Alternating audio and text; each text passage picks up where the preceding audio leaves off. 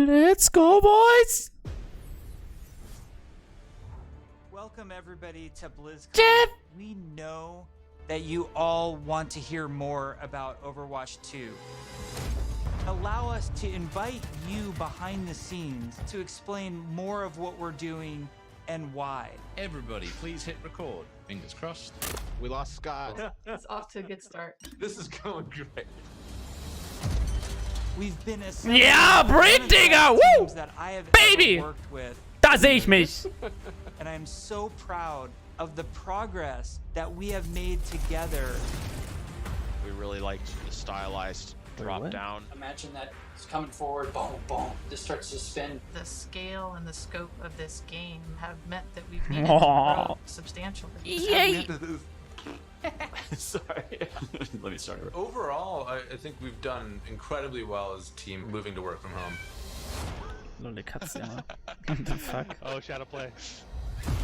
There have definitely been challenges, but the team is really putting everything we've got behind this game. To me, it's the next big step in the Overwatch universe. New heroes, game modes, major. Ja, ich kann gleich alles verarbeiten, weil alles so schnell ist. In PvE, I see Overwatch 2 as the Overwatch for all of my friends. You know, we're always inspired by what story and franchise development does with the animated shorts. We really wanted to bring that cinematic experience into the game. Zeigt doch mal mein Girl, Jungs. Was ist los mit euch? Lol, habt ihr gesehen? Soulja hat ein bisschen Bart, Bruder, WTF? I can't wait for people to play this game. It just gets better and better. There are some things that we just can't do without a sequel. So thank you so much for your patience so far, and I hope you enjoy this behind-the-scenes look at Overwatch 2. Ja, selbstverständlich, Junge. Da sag ich doch nicht nein! All of our players at home, they want to see one of the new maps that we've never talked about before. Really, I can just talk about anything that I want to. Yes. You're serving this up to the guy Wait, that what? is like unintentionally leaked information in Was meinst du, past Simon? interviews. You can do it officially now. Okay, so one of the maps that I'm most excited for in Overwatch 2 is our Rome map.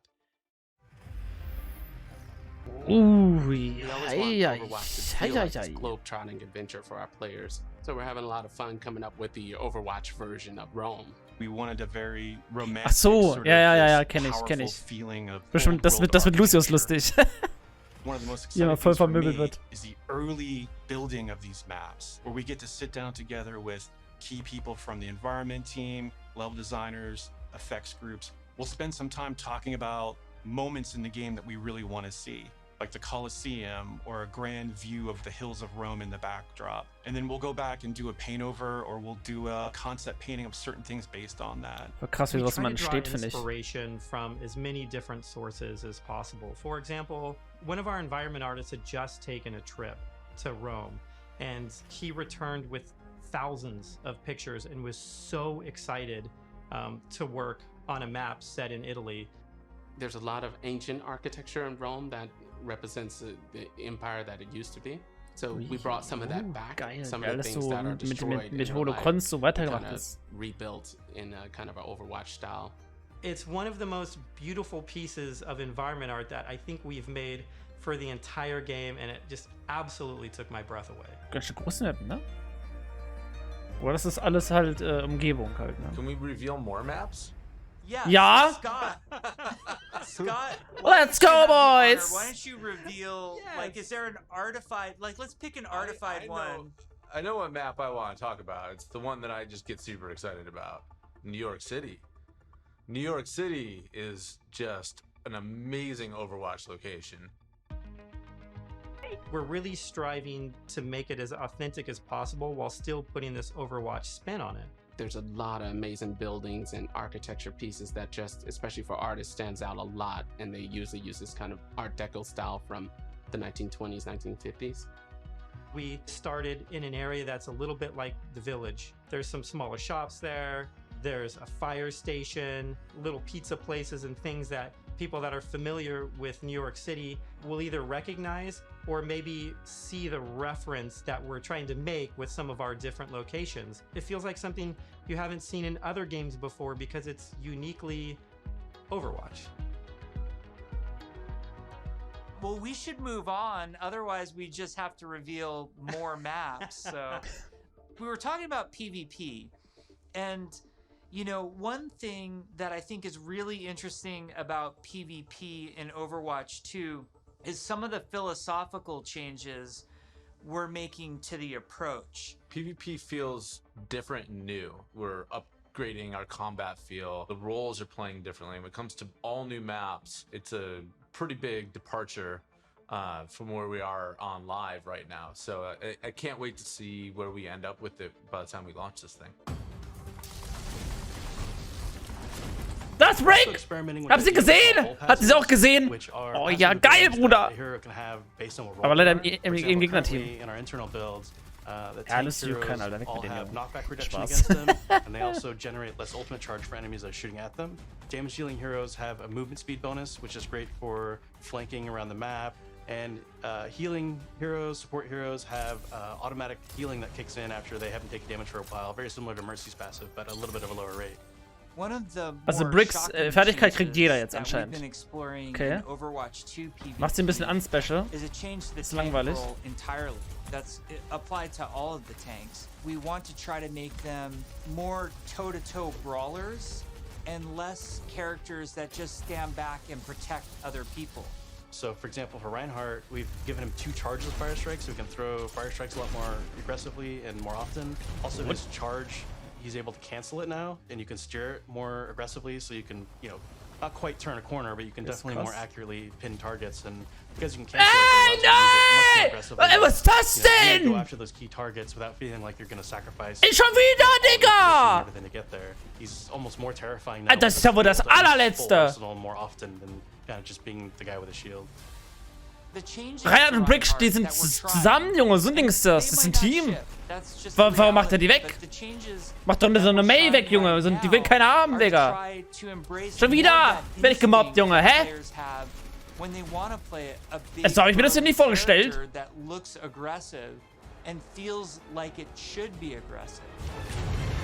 Weil das Overlay habe ich noch gar nicht geachtet, ohne Scheiß. Ganz ehrlich. Shortly after BlizzCon, I musst du alles Frame for Frame anschauen. To really just work on what happens when a player holds the trigger. We're putting a ton of effort into looking at all of our characters and trying to give them even a more visceral weapon feel. From sound to VFX to animation to the design of these units, all new sounds for a lot of our weapons in the game, and a whole new sound system that's driving it. And we didn't just level up a unit. Ja, ist bestimmt eh nur so ein halbfertiges Ding wahrscheinlich. Also kein Polished. Mir gefällt es auch nicht, wenn ich alles jetzt mal so sehe. Sieht sehr kacke aus. Ist sehr langweilig und ja, so. Beta. Sieht wie ein Beta-Overlay aus. Kind of small things such as quick melee attacks that every hero has. So they have kind of new audio pass and a new kind of feel and visual effect when you hit things. One of the bigger efforts we're undertaking for Overwatch 2 is what we're calling our Weapon 2.0 sound pass. What this is a big overhaul to the weapon systems in the game. That means the way the gun feels in your hands. You could feel the ammo running out as you're getting lower on the clip. We've really tried to amplify those sounds to better encapsulate the gameplay and the gunplay that comes with Overwatch 2. Another key for the weapons was getting them to feel like they're in the environment. This meant working with convolution reverb. It's a new system that we've implemented into Overwatch. Yeah, it's a way that we can capture the acoustics of an environment and transport it onto the sounds that we're using. So we went and captured tales of guns in different environments through our weapon shoots.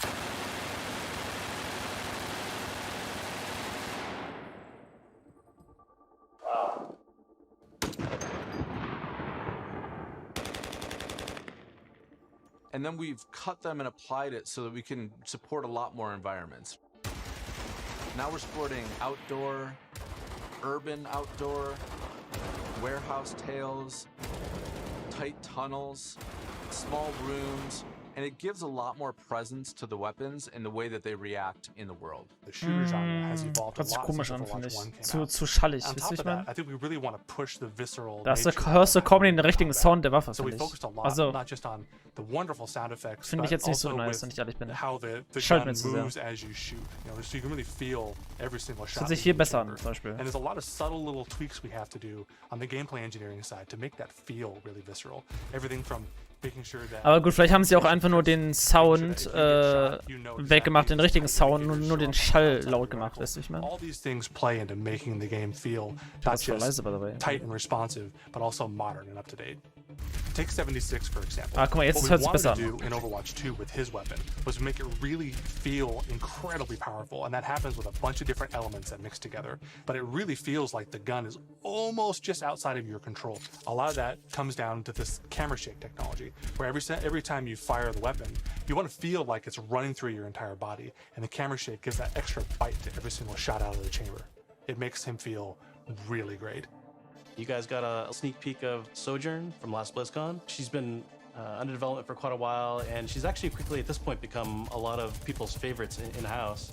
When we look back at Overwatch when it was originally created, there was a lot of heroes that were made from a gameplay standpoint kind of surrounding a weapon type. For example, Pharah was based on a rocket launcher hero. Widowmaker is clearly like kind of the sniper. We thought there was a weapon that was kind of missing that would be a lot of fun to play with, and that's a railgun. It's so much fun in the playtest to have this really powerful shot that can, you know, rip through enemies if you really are accurate with it. And she's all about that aim skill. So if you got that aim skill, you'll love her. We're still exploring new game modes, and we're also reevaluating older game modes that people are more critical of. You know, we're of the mindset maybe 2CP doesn't exist in Overwatch 2, and maybe there's a new cool game mode that replaces it. We really want Overwatch 2 to feel like the next evolution, a true sequel to the first game, not an add-on. It's not a small part. It's not an extension of the original game. This is an evolution and a replacement to the original game, and I think it's exciting. Hero missions are probably one of the things that's the hardest to wrap your head around if you've never played one of them. The goal around hero missions is for these to be this co-op PvE experience. I personally only play competitive mode. Like, I'm all about that competition. And I have friends that they don't want to do that at all. So I'm really looking forward to a game that I can play hours and hours with my friends who aren't in competitive, and it's also something that I'm interested in. Hero missions are the content that people are playing as they are leveling up their heroes. And so for a system like this to really sing, you need a lot of missions. We don't want players to feel like they're just in this grind to get to the top. And there's a lot of really, really good back-end technology that we're exploring so that the heroes are constantly bringing their personality and some light story to these hero missions as well. The goal is to make as many as possible, hundreds of hero missions. We've explored a lot of different ways of getting to that much content. So have like different sets of enemy units that people will be fighting against, and there's different hero mission types. At the same time, hero missions can take place in all of the multiplayer maps that we've done, and we're also adding new spaces onto some of these maps. It's a huge challenge for the art team. We take maps that a lot of people love and recognize, and we have to add a lot more art and level design to it. In this one hero mission playtest, we came up to an area in King's Row that usually has a gate on it. Suddenly that gate opened and I saw a new area of King's Row that I had never seen before. You may be playing a payload game type, and the payload may decide to take this new route instead of going the usual route. That was really, really cool. It was like this eye-opening special moment. Ja, das ist schon schlau, das alte System einfach zu erweitern. Lan, our lead tech artist on the environment side, very early on her own free time, made a prototype of a sandstorm on the Temple of Anubis map. And at the time, we didn't know what we wanted to do with that, but it looked awesome. We looked at it and went, oh my God, we absolutely have to do this. So we put some new technology in place that allows us to do this dynamically. You start the mission off, clear day. Midway through the mission, suddenly this sandstorm or heavy weather would show up. It made the world just feel so much more alive. Ooh, There's a sieht geil sunset, aus. daytime, nighttime, but Oh, depending on nice. where you are in the world, these look different. California or Hollywood would have what we call a California geil. sun. In New Bonnie, there's a great African sun that happens there. You start to get a sense of space and mood. This is what really brings the levels to life. For me, the dynamic world's exciting. Just seeing these dramatic landscapes, the wind and the atmosphere blowing by. It's a much more cinematic experience for the player. Before you start a mission, you look at a map. It's nighttime in Necropolis, or there's a sandstorm in Necropolis. Players can make some comp choices based on knowing this information. Characters like Hanzo or Widowmaker start to be a little more valuable because they have abilities that allow them to see through the sand more clearly. Are we going to talk about any of the types of objectives in hero missions? Yeah, let's talk about the objectives. Players are being asked to do different things from one hero mission to the next so that they all feel really fresh to the player. For example, we have Gather and Return, where you're trying to go and grab these different canisters to kind of safeguard them so they don't go off and affect the population in a negative way. It creates this really cool tension in the world where, on the one hand, you're trying to split up and go grab all these canisters to be as efficient as possible, but at the same time, now you're having these sort of special enemy units spawn that are really difficult, and if you kind of get caught by yourself, it turns into a pretty bad situation really quickly, and it feels extremely cooperative and like a very different way to interact with the Overwatch universe. We're experimenting with all sorts of ideas, and just internally we have names like Wall of Death, Scavenger Hunt, Ja, das and Wall of Kill Death ist Quest, ja and auch aus all these einem new mechanics and enemies for people to aus experience. einem Players will be able Community to jump in night Modus, after ne? night, play Weiß ich different auch. hero missions, and then work through the progression system, leveling up their heroes.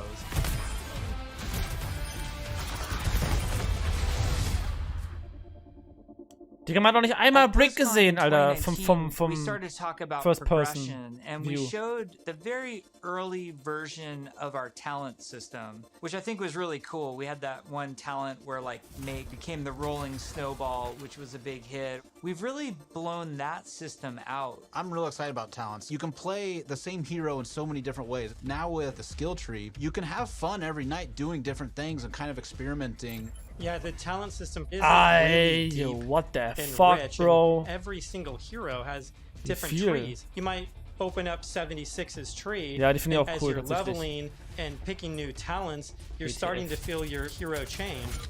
We've had some pretty hilarious versions of the healing one where his biotic field travels with him. It also Lol, repulses auch geil. enemies. We called it the snowplow build, where 76 is like running through spaces, pushing enemies away from them. Designing these is super fun because it's like we get to break all the rules that we've sort of established for ourselves, and we get to really take the gloves off and do crazy things like Junkrat can dual-wield grenade launchers, and we've had Mercy be able to area effect res their whole team at once at super long range through walls. It's been a ton of fun, kind of like mad scientists making all this stuff. You're all used to using these kind of kinetic weapons like Soldier 76's rifle or fire attack like what Reinhardt's Flame Strike does. As soon as you start to mutate these things with talents, all of a sudden maybe you're doing freeze damage or electrical damage. But it gives the animators a bunch of crazy opportunities. You know, the animations are going to change to show them freezing and shattering. And if you shock someone with a lightning attack, they can shake in place and stun, maybe chain to other enemies. All sorts of stuff to make you feel like you're controlling the battlefield in novel ways.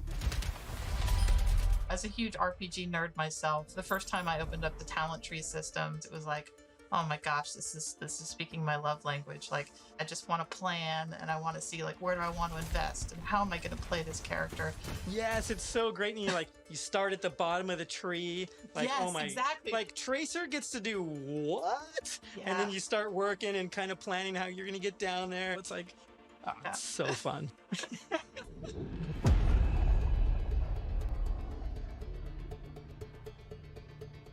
When we look back at BlizzCon 2019 and we talk about some of the criticisms that we had, one of them as a development team that we felt was that the combat was just not engaging enough.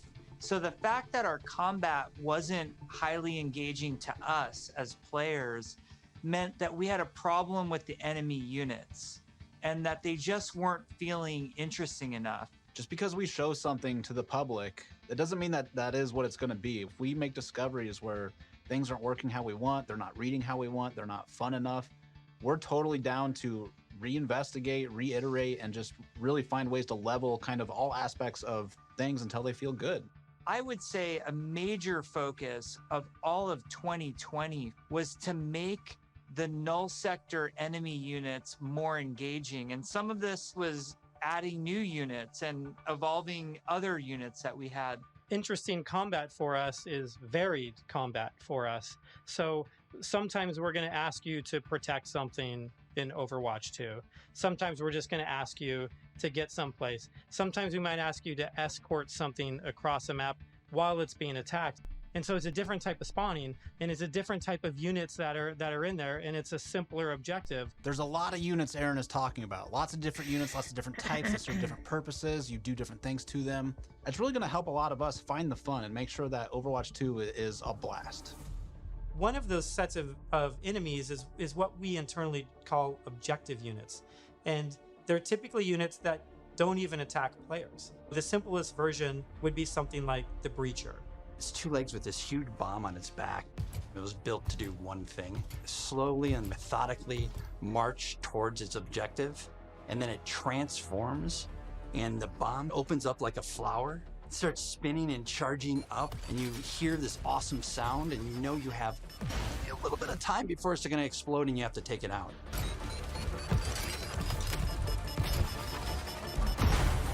We have units like the slicers, which you guys have seen before. They're little, we call them the chickens, like little chicken sometimes. They're really fast. You know, we have a guy we're experimenting with right now who flies and drops these bombs that create these kind of ever-expanding smoke fields that you have to escape from, but because they're super deadly. So you really get to use your mobility options to kind of escape that. There's things like the Polar. You could be moving through these darker alleys, and as soon as you hear that Polar spawn, it suddenly becomes like really spooky and kind of scary. This very tall, elegant-looking character that's blindfolded, 3 orbs that circle around her as her eyes, and we basically spun those orbs around her head as a big tell, launched them at the player, and then it activates this tractor beam, and it's bringing you in, and then you get this awesome like anticipation of the hair opening up so you know what's about to happen. What the fuck, bro? One thing we've what just the recently fuck? been experimenting with is this idea of elite units. We didn't want the elite units to feel like they're just, oh, this guy's got double health and double damage. We want to make sure the elite units feel like they have different behaviors and have different attacks. So, for example, an Omnic Grunt, normally he fires his gun, he dies pretty simply. If you fight elite grunts, his weapon fires in a burst fire pattern. It's very deadly if you're close. And if you manage to take them out, they don't just die right away. They instead can crawl on the ground towards you, and you try to back away because if they get to you, they can explode. Artillery at BlizzCon. We're all just staring at this, and we're like, what are we going to do to level this up? One of the things we really felt wasn't coming through was the damage states. We intend for players to shoot these guns off, but currently it's not reading as something that can happen in the game easily. We change the design, we change the animation, and we go back and forth and just continually iterate. We decided, hey, you know what? We're gonna just delete half of these damage states, so now it's super readable. From an animation standpoint, we decided on spinning barrel version. Just did this really nice kickback. The tip of the barrel opens up when it's about to fire and shifts into place, and boom! It's really amazing to be fighting an artillery unit, and you can see the guns on the side, and as you're shooting the guns, they're actually visibly taking damage, and then you can blow them off, and it reacts and kind of stumbles to the side, and really makes you feel like you're there, and it's super fun. In a lot of the stuff we've shown so far, you're fighting null sector. These are evil killing machines intent on marching you down. The way you're going to stop them is by shooting them, and we want to make sure that feels responsive and visceral. Really making sure that when they take a hit, it feels like their whole body has been punched, almost like hit by a truck. That's what really sells this fantasy that you're playing these superheroes. One of the cool pieces of technology that we created was what we call chain hit reactions. Oftentimes you'll find null sector bunched up, marching maybe a half a dozen units abreast. You expect if you shoot one, they're gonna knock into their buddies. So we make that happen. Turns out it's really fun too. Lol. One of the things that we showed last year at BlizzCon was the new looks for our heroes. The theory kind of going in was like, you want to preserve the essence of your hero, but also kind of show that that heroes evolved and kind of changed and moved forward. So Wie erwachsener sehen die aus, finde ich, oder? So I'm excited to see how players and fans react to all of the ones that we've done so far. Maybe we'll share some of those new looks today, Woo, which would be cool. Boys! We're going to reveal McCree's new look for Overwatch 2 as well as Pharah, and we're really excited to show off some of our first villains with Reaper and Widowmaker. But first I wanted to talk a little bit about technical wear, kind of like technical clothing. What that really is using very techie fabrics, as well as having very intricate but functional straps designed in a way that it's very aesthetically pleasing. With McCree, we took a couple of different approaches. He's got this classic cowboy look that it's really hard to mess with, because if you try to make him too sophisticated or too techy, it might not feel right for the character. But as a concept artist, you always want to change things aber sieht ja auch krass aus mit den Zähnen und so, ne? Den Zahnfleisch. Sieht heftig aus. We did identify Red Serape as the main thing for McCree. We also tried a couple different things with McCree's cowboy hat. We didn't really want to mess with that too much, because that's a very iconic part of him. So that's another piece that we kept. We tried some retro cowboy looks that mixed in some tech here and there. Some that were a little bit more techy than others, some that were a little bit more classic cowboy. We gave him a little bit of a longer beard, and it really gives him a nice kind of like a more aged look.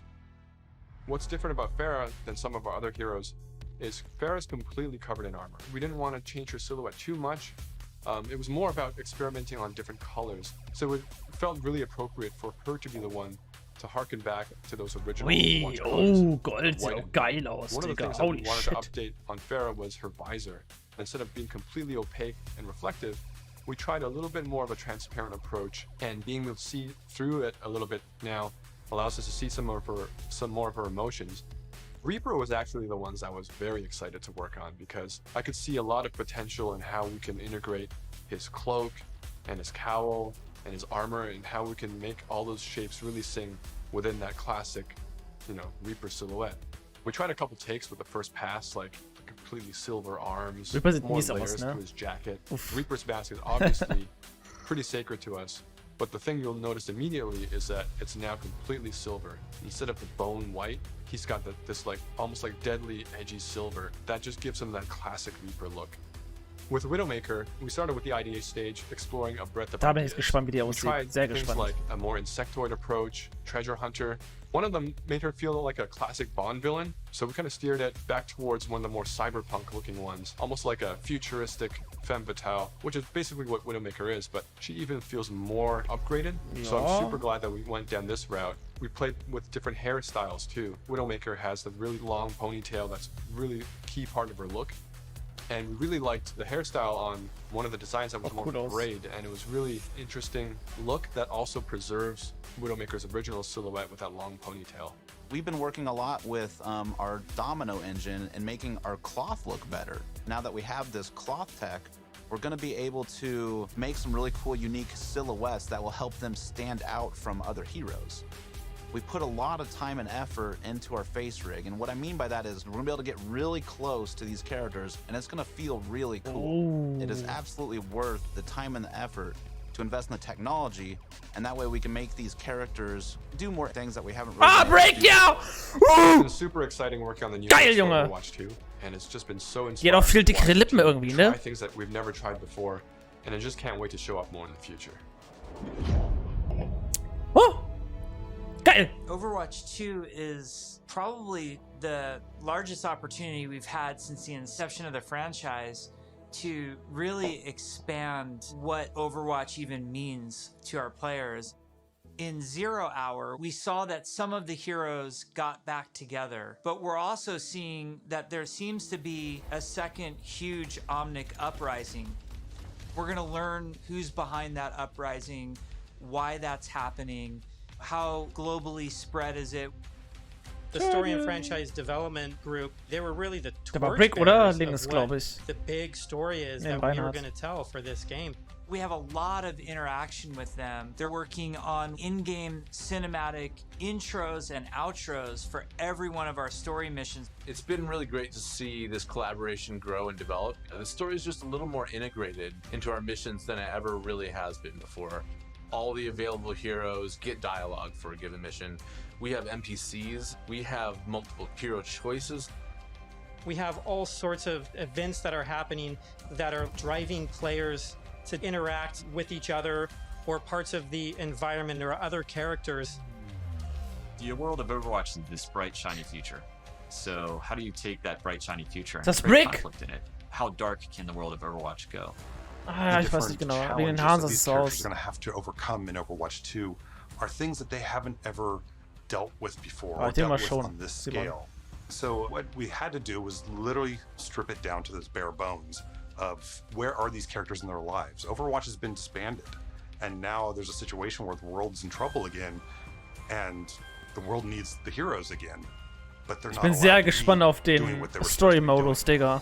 Hätte ich nicht gedacht, aber ich bin schon ein bisschen We started to book angefixt, these Alter. off-site locations so we could brainstorm over and over different versions of what the Overwatch 2 story campaign could be. And we basically Rick, have these whiteboards It was filled with whiteboards, and we would just write every day story beats with the characters and who was doing what and where. And oh my gosh, we forgot this character. Ich hoffe, keiner stirbt von den These Helden. giant sticky notes. Hoffe ich. And Ja, each one of them ja, would be geil. a mission with a bunch of notes on it. You know, somebody say, well, what if we moved Rio to the end, and they'd physically grab it off the wall and stick it on the end. And we did this for a while, you know, until we all felt that it was pretty close to what we wanted.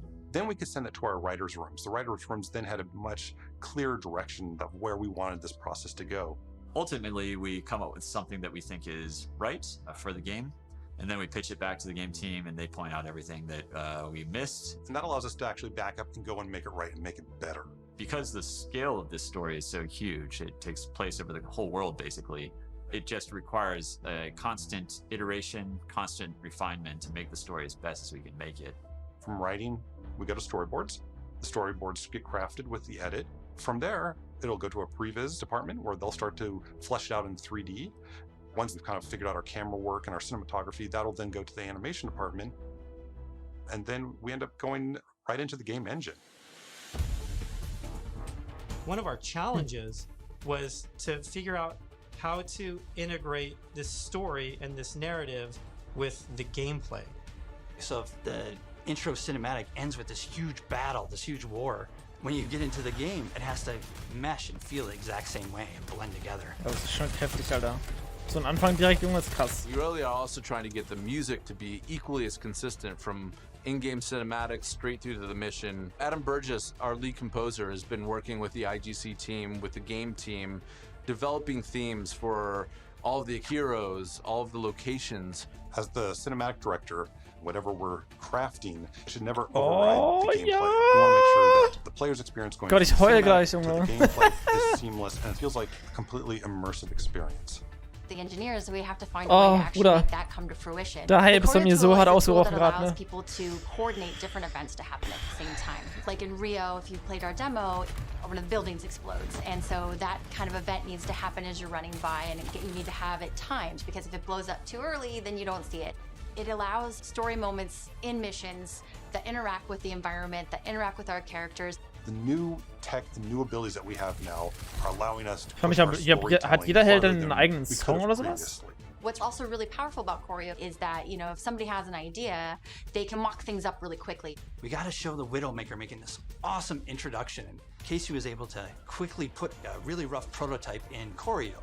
And Philip would come in and on the fly, he's making quick changes. They play tested something that would normally take weeks. It was done in like a matter of days. Each story mission has its own custom map built for Das it. sieht sehr schön And aus, these die Map. maps are absolutely gigantic. India is one of our biggest maps, and it's a fun Sehr hübsch. India is one of our biggest maps, and it's a fun map das- because it has a few story beats that we've taken Oh, from so recent schön, comics Jungs. Guck dir das an, characters in Alter. the game. Diese vielen We've grünen written Flächen a dabei. history for each city so that the cities feel lived in. And I think that informs the artists so that they know like what it is that the city has been through. Gothenburg was our chance to show Torbjorn's workshop. We created a space that kind of fits his height. So there's, step ladders and scalable tables. We designed the space as if we were a Torb, Molten steel is pouring out of walls. It's pretty epic when you walk into it. So ein X-Ecke gibt von Brick, dass man sieht, was die da gemacht hat. Das seht ihr auch bei Turby in der Werkstatt gelernt und gebaut und so. Suddenly by the end, the characters are caught in this gigantic snowstorm and they must fight their way through.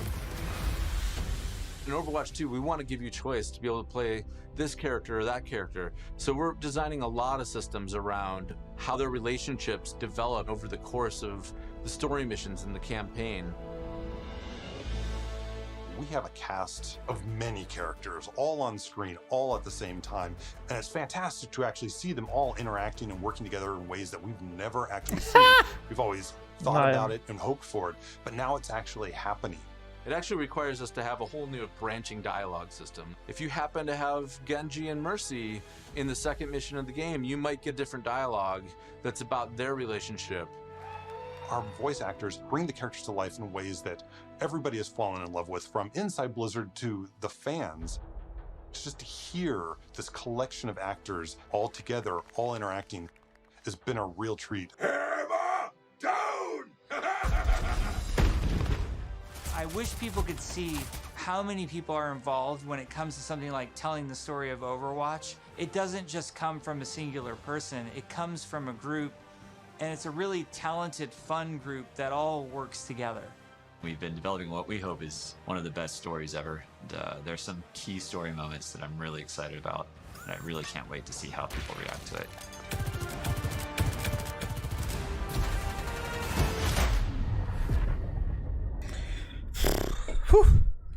We've been talking about the game, about this universe. I know you all love it so Oh, die Musik ist so traurig, Digga. Right now, we can sit down and have a night of Overwatch 2 and have it be a really fun experience. And I think we need some more time till we can say it's perfectly polished in the way that we want it. We've made such incredible strides since we first announced this and showed it to the community at BlizzCon in 2019. The thing that I'm most excited about is that moment when we hand the game over to the players. We want to create something that really moves people, really touches people. That's why we do it. We create the game because we want it to become part of your life and for you to experience it. For Overwatch 2, we're upping the bar. It's kind of 5 games in one. It's a huge undertaking. The new tech and the new aesthetics for the new looks bring you closer to the characters that you love, and we're just getting started. The fidelity of the gameplay experience is much richer. We are making cinematics that push the boundary of what we can do to tell stories. We want this dynamic world. We want things to feel alive. I'm really looking forward to being able to expand the world of Overwatch for our players. We're really trying to tell this epic story. In order to make a game great, it takes time, energy, collaboration.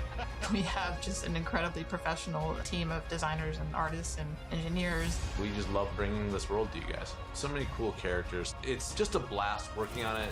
Our goal is for Overwatch 2 to be the worthy successor to the first game, to be the next evolution, and to be a true sequel. We have big plans, so thank you for sticking with us. We're gonna cross the finish line, and I know it's gonna be awesome. I hope people just end up loving playing it over and over. That's what we want to try and capture. I'm jumping in, I'm playing. Let's go be heroes.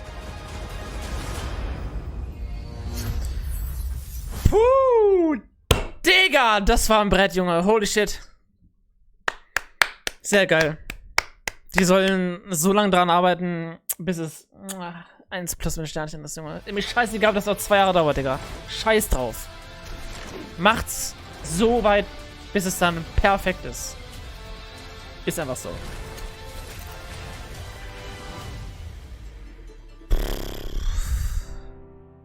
Dolby is a proud partner of BlizzCon Line. Watch Shock vs. the World in Dolby Vision and Dolby Atmos, only in the Dolby Access app. Aber ich finde auch, dass sie einen auch mit dem ersten Teil nicht enttäuscht haben, finde ich. Der erste Teil war Hammer. Und ich gehe davon aus, dass sie mit dem zweiten Teil auch halt alles noch geiler machen wollen. Also ich kann mir das schon vorstellen, weil Blizzard kann auch gute Geschichten erzählen, ne?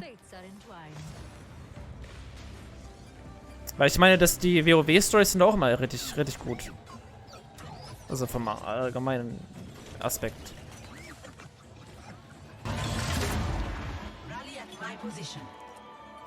Boah, da hab ich schon ein bisschen Pipi in den Augen gehabt, Alter. Kurz vor Ende, Junge. Wegen der Musik dazu, Digga.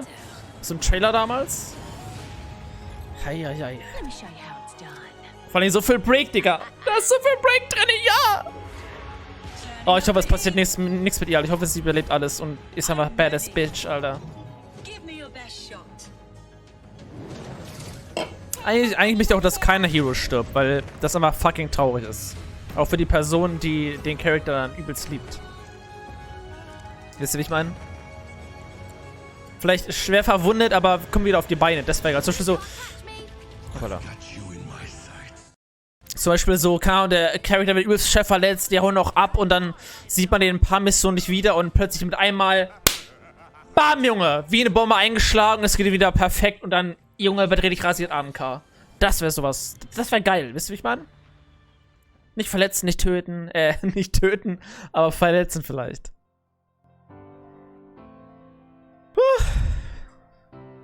Heidelan, Junge. Alter, ich bin... Alter, der Hype, der platzt mir fast aus dem Schädel, ich sag dir.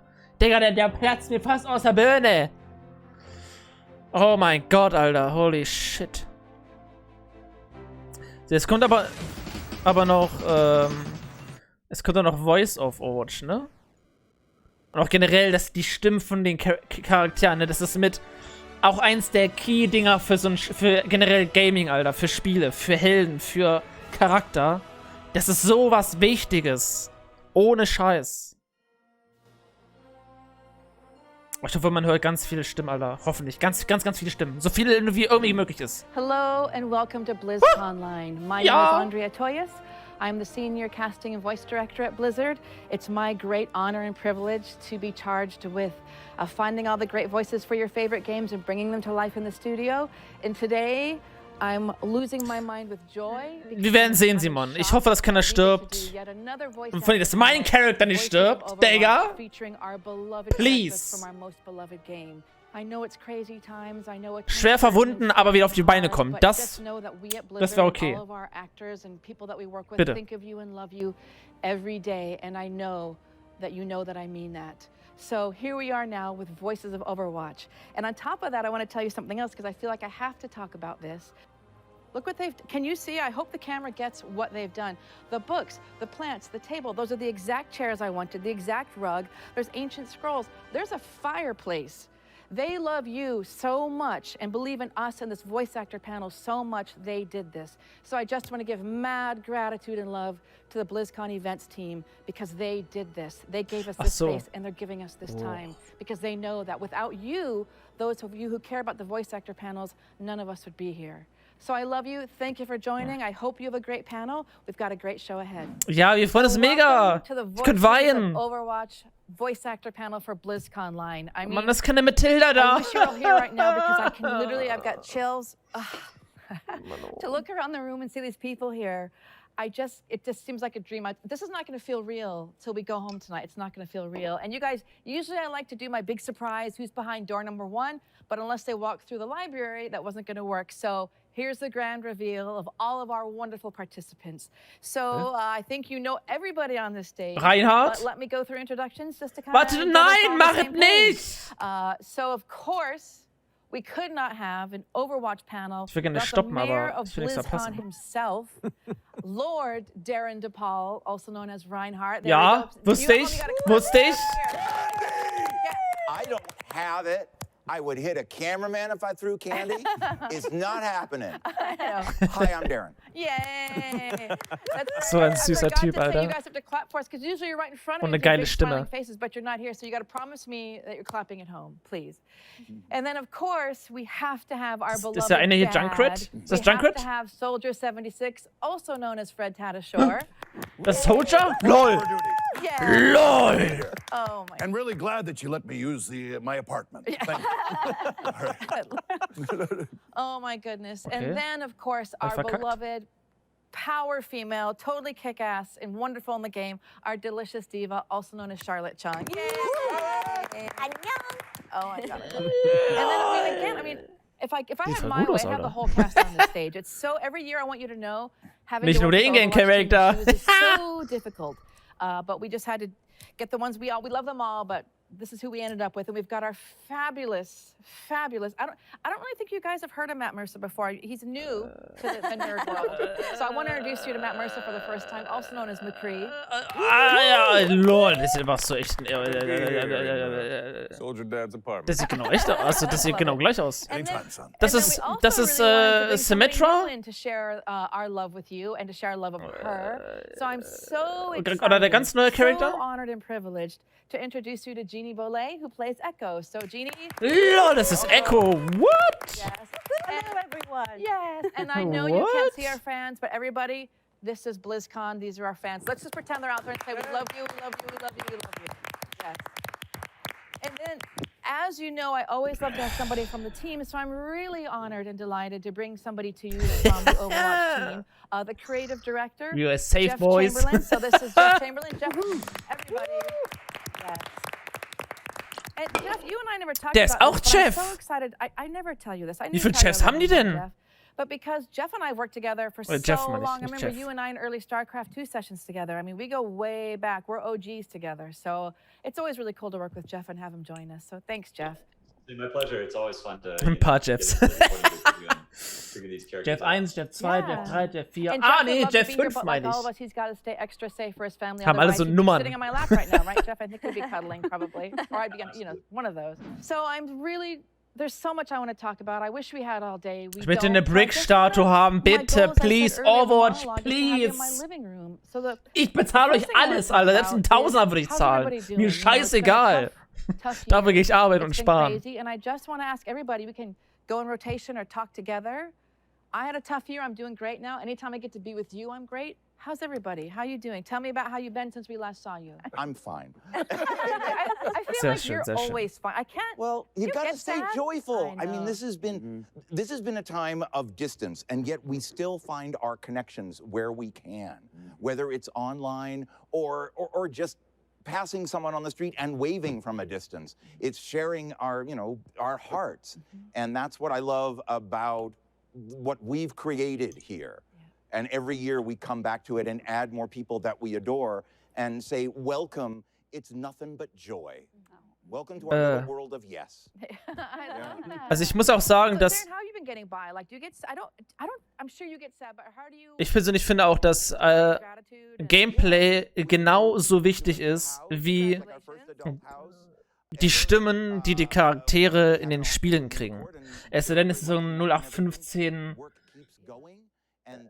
sag mal, keine Ahnung, 0815 CSGO-Abklatsch. Weißt du, wie ich meine? Wo die Stimmen nicht wichtig sind, aber bei so Games, wo bestimmte Charaktere sind, die eine Story haben, ist die Stimme so wichtig, dass du sie auch immer und immer wieder hast, wie in Filmen zum Beispiel. Wenn Tony Stark plötzlich anders aussieht, denkst du auch nur, hä? Wer ist das denn, Alter? Weg mit dem Jungen. Das ist nicht Tony Stark. Das ist nicht Iron Man. Es ist so wichtig. Meiner Person, also für mich persönlich. Gothic.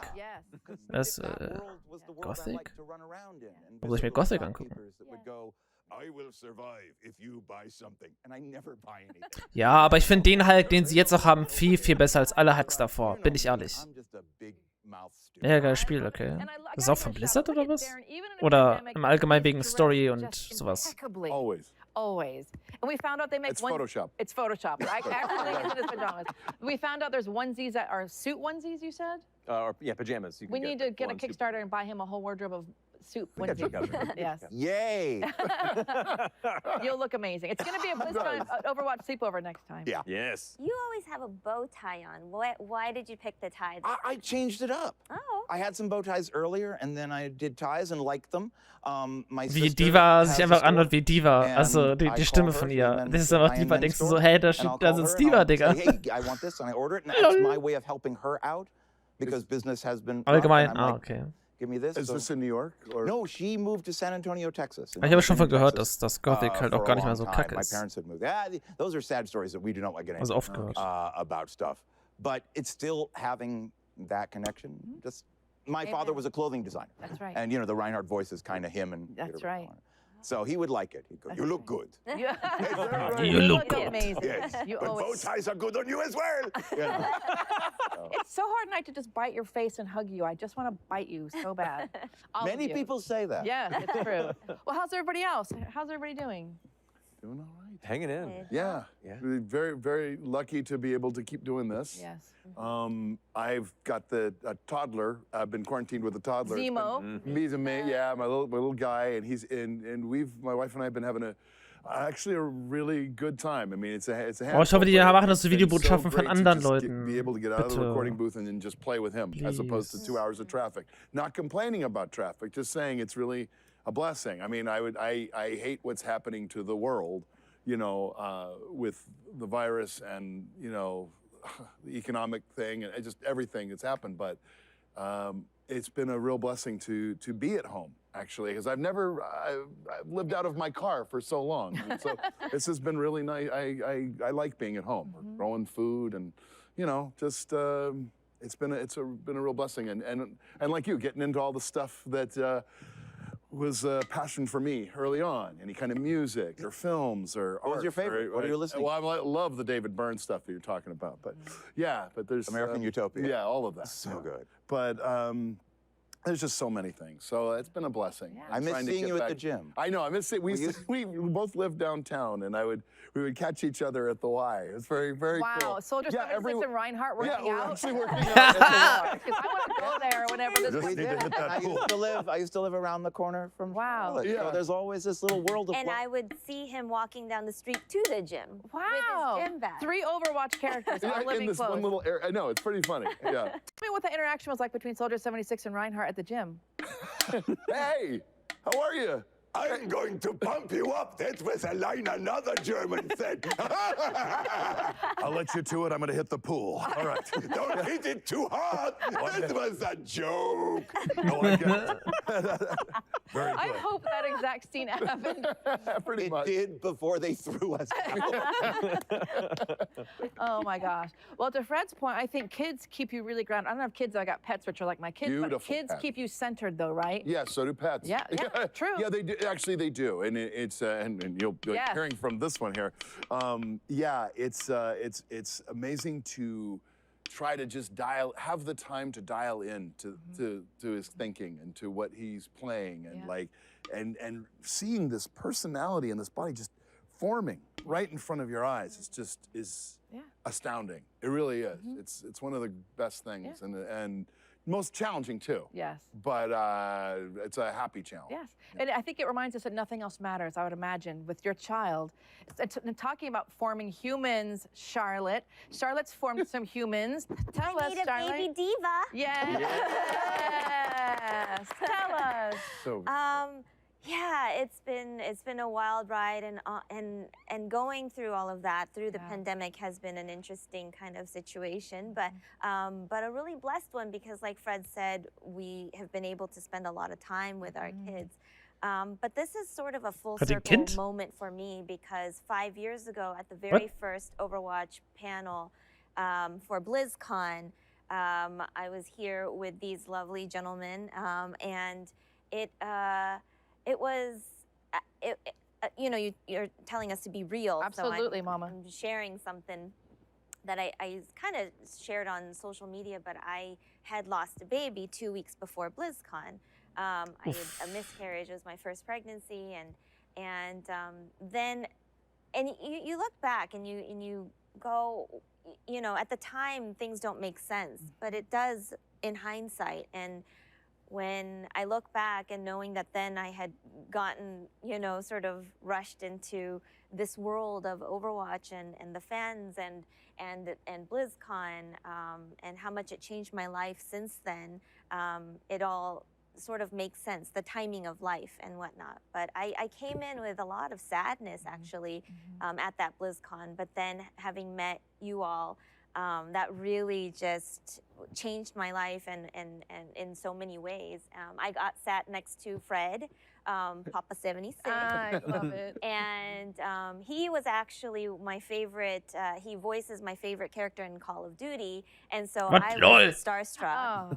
And Thank you. yes, and Fred at and you. Matt were going back and forth. Like, you guys probably don't remember this, but I was in back of you watching it in line, and you guys were doing voices and stuff, and I was shaking like a leaf because it was such a. It's a nerve-wracking, intense moment. There were 2,000 people in the room that day. Since then, I think I was on a panel with Matt in Atlanta with like 5,000 people. And then, of course, you went to the UK and did one for like 100,000 people. So you're on a different, level. You showed none of those nerves. I can tell you that. You did so great. But I learned so much, especially sitting next to Fred and seeing just his love for our fans and whatnot. And so, yeah, just then, from coming from the loss, and then 5 years later, I made a baby last year. His name is Guy. And I made a baby this year. Her name is Gal. Guy and Gal? Guy and Gal. So good. Boy and girl. That's we kept it amazing. simple. But yeah, it's definitely just a really heartwarming moment. And I'm so glad to be back with all of you. And welcome to Jeannie as well. Herzlichen Glückwunsch, Diva. Yeah, it's been, it's so wonderful to be back. We made it through. I'm so happy to see you. I want to talk about how you guys were on the original panel, so I want to get into how your lives have changed, and that's such a beautiful story. Before we go there, Jeannie and Matt and Jeff, I mean, how you guys been doing this last year? You've been holding steady, good days, bad days, everything in between days? Everything and more, and sometimes less. Yeah. Obviously, I came into the Overwatch world just as the pandemic hit. I remember we had a session like right before. We had a session, and there was a TV in the kitchen at LA Studios, and we could see these cruise liners being docked, and people being, and we're watching it, just going, what's going on? This is absolutely crazy. Not knowing that the whole city, the whole. Ist das Chat eigentlich zu klein oder zu groß oder? Passt auch so. And so it kind of felt not anticlimactic. It just, I didn't know what to expect. So it almost gave me this extra space, to sit into what this world could potentially be and to brace myself for that communication and that connection with the fans, which has really been quite lovely. I wasn't sure because I'm quite a private person and I'm quite shy in my own world. I'm definitely a bit of a hermit. Oder kann ich so machen, dass I er write a weggeht lot. That's my irgendwann? other thing. I do a lot of creative writing. So I wasn't sure what was going to come knocking at my door or slide into my DMs, and it has been nothing but joy, as you were saying before. War das mal so? And just knowing how open, Dass er nur how aufploppt, wenn loving, was how geschrieben wird. sharing the whole community Wo has das been. funktioniert. It's like, wow, we're all just human beings trying to get through it and find some joy, find some connection. So there are days when I can feel really down, and even though I'm used to spending time on my own, there are days when I'm like, God, I miss everybody. I really just want to, I want to communicate. I want to connect. I want to take those deep dives. And sure enough, there'll be a Mal gucken, ob es message. weggeht. And it's someone who I don't know just saying, hey, this is what's happening with me today. Or you'll never guess what. This happened. Or I'm feeling like this. And at first, I'm not a professional psychiatrist or therapist or any of those things, but so having someone share information during a time when we all really need to share, I was quite scared of Kostet giving besser, out ne? Als wenn information. es I immer was da like, ist. oh God, what is this Das ist going to do nervig. then? But realizing it's okay to share a little bit of yourself, like we're doing right Now more here than now, ever. right? Now more than Yeah, now more than ever, we're going through it, and we're going to get through it. But there will be days like there are when it's a bit heavy, and then there are days when, I pull my dogs in and I give them a cuddle and Ich I merke jetzt erst so crack open the die Stimme karaoke von mic Echo, and wenn ich ehrlich put bin, on ne? YouTube. Nicht And mehr all of a sudden zuhöre. I'm like, babe, I'm gonna sing badly, okay? And he's like, all right. And I hear his door Sounds close. like we're gonna do that soon. I think we need to do that. I think we need to do that. Yeah. I hear his door close over here as well. And then I just bust out some tunes and, music, it really heals. Video games, I am not a gamer, and I think I've said this a lot in social media, muss but man my darauf husband achten, plays a dass lot sie of nicht different immer auf ihr games, Mikrofon and slappt. Overwatch, I've watched him play, and just storytelling in whatever format, films. You know, I'm a big film buff. I Ich glaube, sie ist ja erst nur dabei, ne? long, Deswegen. medium format. Animation. My husband's an animator, creative director. So any kind of storytelling to connect us to being human and humanity, that's getting me through right now. I think you're right. That word connection, I think, is more important than ever. Like I was saying earlier to these guys, and I said it on the WoW panel, I'll never take a hug and any kind of connection, any text, message, anything is so important now. I think. Wer ist sie eigentlich nochmal?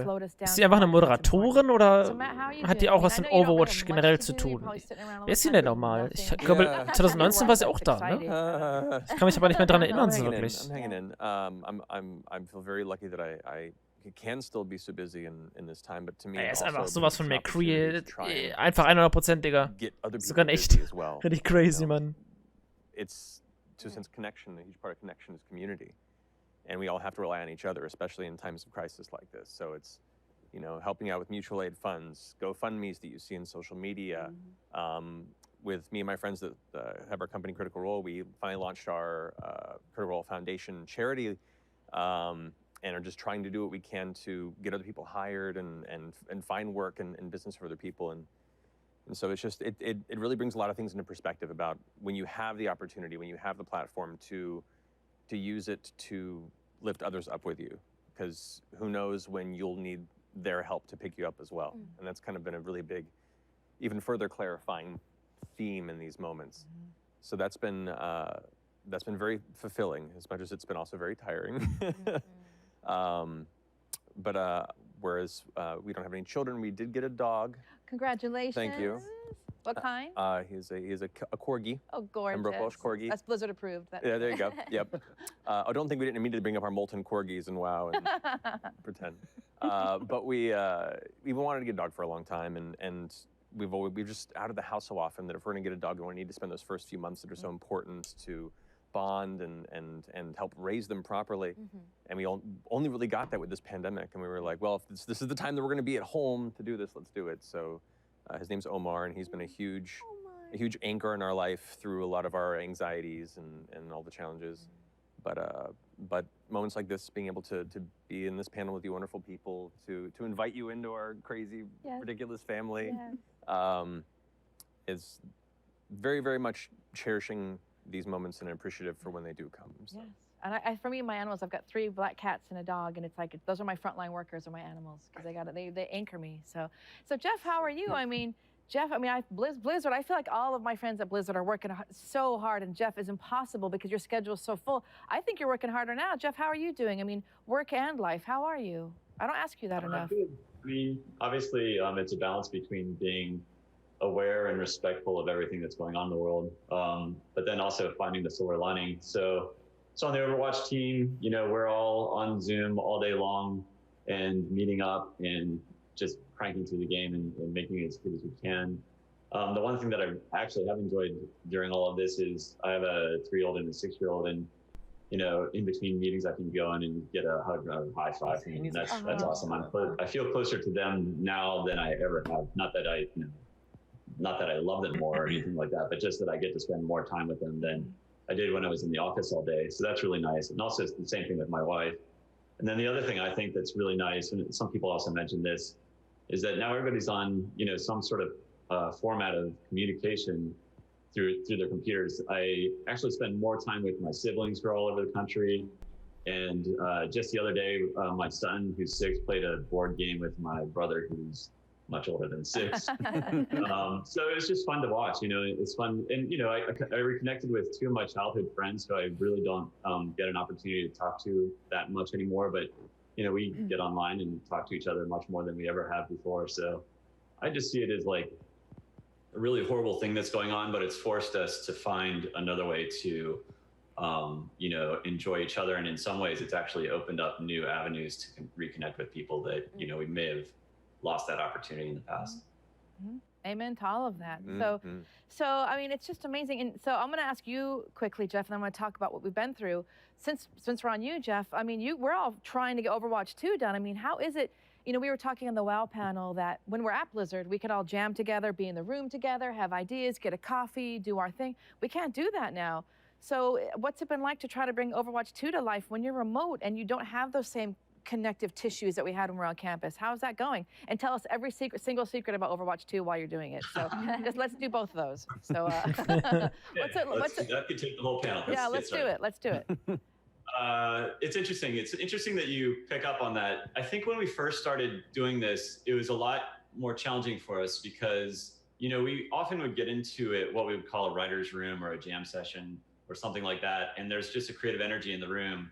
And it's like, okay to interrupt people with an idea because, you know, I really love your idea and I think we should do this, you know, that sort of thing. And as soon as you get online, that's not quite as possible because, you know, an interruption online, the audio doesn't really, it isn't quite as natural, if you know what I mean. But I think we struggled with it initially, but then ultimately, I think we all got used to the format and we found ways to continue to have those sort of jam sessions. And I'm in them almost all day, every day. And we're just constantly trying to figure out new things and refine things and figure out new story beats and all that stuff. So yeah, I think we've adapted. I guess that's the best way. So how's Overwatch 2 looking? Best thing ever? No secrets. Damn it. Come on, just one secret, Jeff. One secret. Nothing. Doesn't love us. That's fine. Well, I'm so happy, and it's really great. The creativity still goes on. It was hard for me at first, but you know, it's something to focus on during hard times. But what I want to talk about, the main gist of this panel was, so the reason, obviously Jeannie's new, which is why she's here, but I looked at the panel from 2016 and was like, let's bring the original players back, because I don't think at 2016, any of us really logged in what was going to happen with Overwatch and how our lives were going to change. I mean, I'll never forget one quote I always talk about. Fred, I'm going to quote you. Fred said, you know, Fred does lots of cons, and his wife turned to him and with a Soldier 76 success, said to him, when did you turn into one of the Beatles? Like, so I want to open table this, and then Gina will come to, because I want to talk all about what it's like to come into this family. It's a strange but thing. You are all like ridiculously loved and famous and cherished and beloved. What's it been like? Tell me, since that panel in 2016, now you're rock stars. We have to, for those of you who've not been to BlizzCon, when Darren was in the Hilton bar one night, we had to form a human shield. We had to form a human shield because we were getting mauled. We had to tank for the tank. Yeah, a tank for the tank. So, wear my shield. Yeah. So for anybody, so did you, questions, what was it like? Did you think, well, tell me what it's been like. You did. Kind of. Because I told you, that was my first ever cast panel. Ever. And just being there at BlizzCon, and I'd gone the year before just to attend when it was announced. And I'm like, this is amazing. And to be announced, and we were all waiting and meeting everybody and being so excited. And I was the second. And Cara Theobald was first, and I had my candy. And I was standing there, and I was really nervous, and I was kind of tearing up, and I was seeing everybody cheer. And I went, the minute you step out there, everything changes. Because I'm like, this is a big thing. We love this so much. We were hoping that they did. But it did. It's this incredible journey that we've gone through. And every year that we return to these characters and kind of don these vocal clothes, again, I keep saying it's joy, and I'm overwhelmed by that. But it became this force for good. And I don't think that's what we expected. That's right. That it was this positivity and that we could always be joyful whenever we met, you know, people, or doing a Make-A-Wish. I've done 4 Make-A-Wishes. I think we all have done them. And that these characters mean so much to children. And it all started there from, you know, the time when I was like, I'm going to throw candy. My wife said, that's a bad idea. I love like that. And now? Your house for Halloween. Let's just bring candy. It'll be a thing. And it's just always been joyful. So, yeah, I guess in a way I kind of went, everything did change. Yeah. Yeah.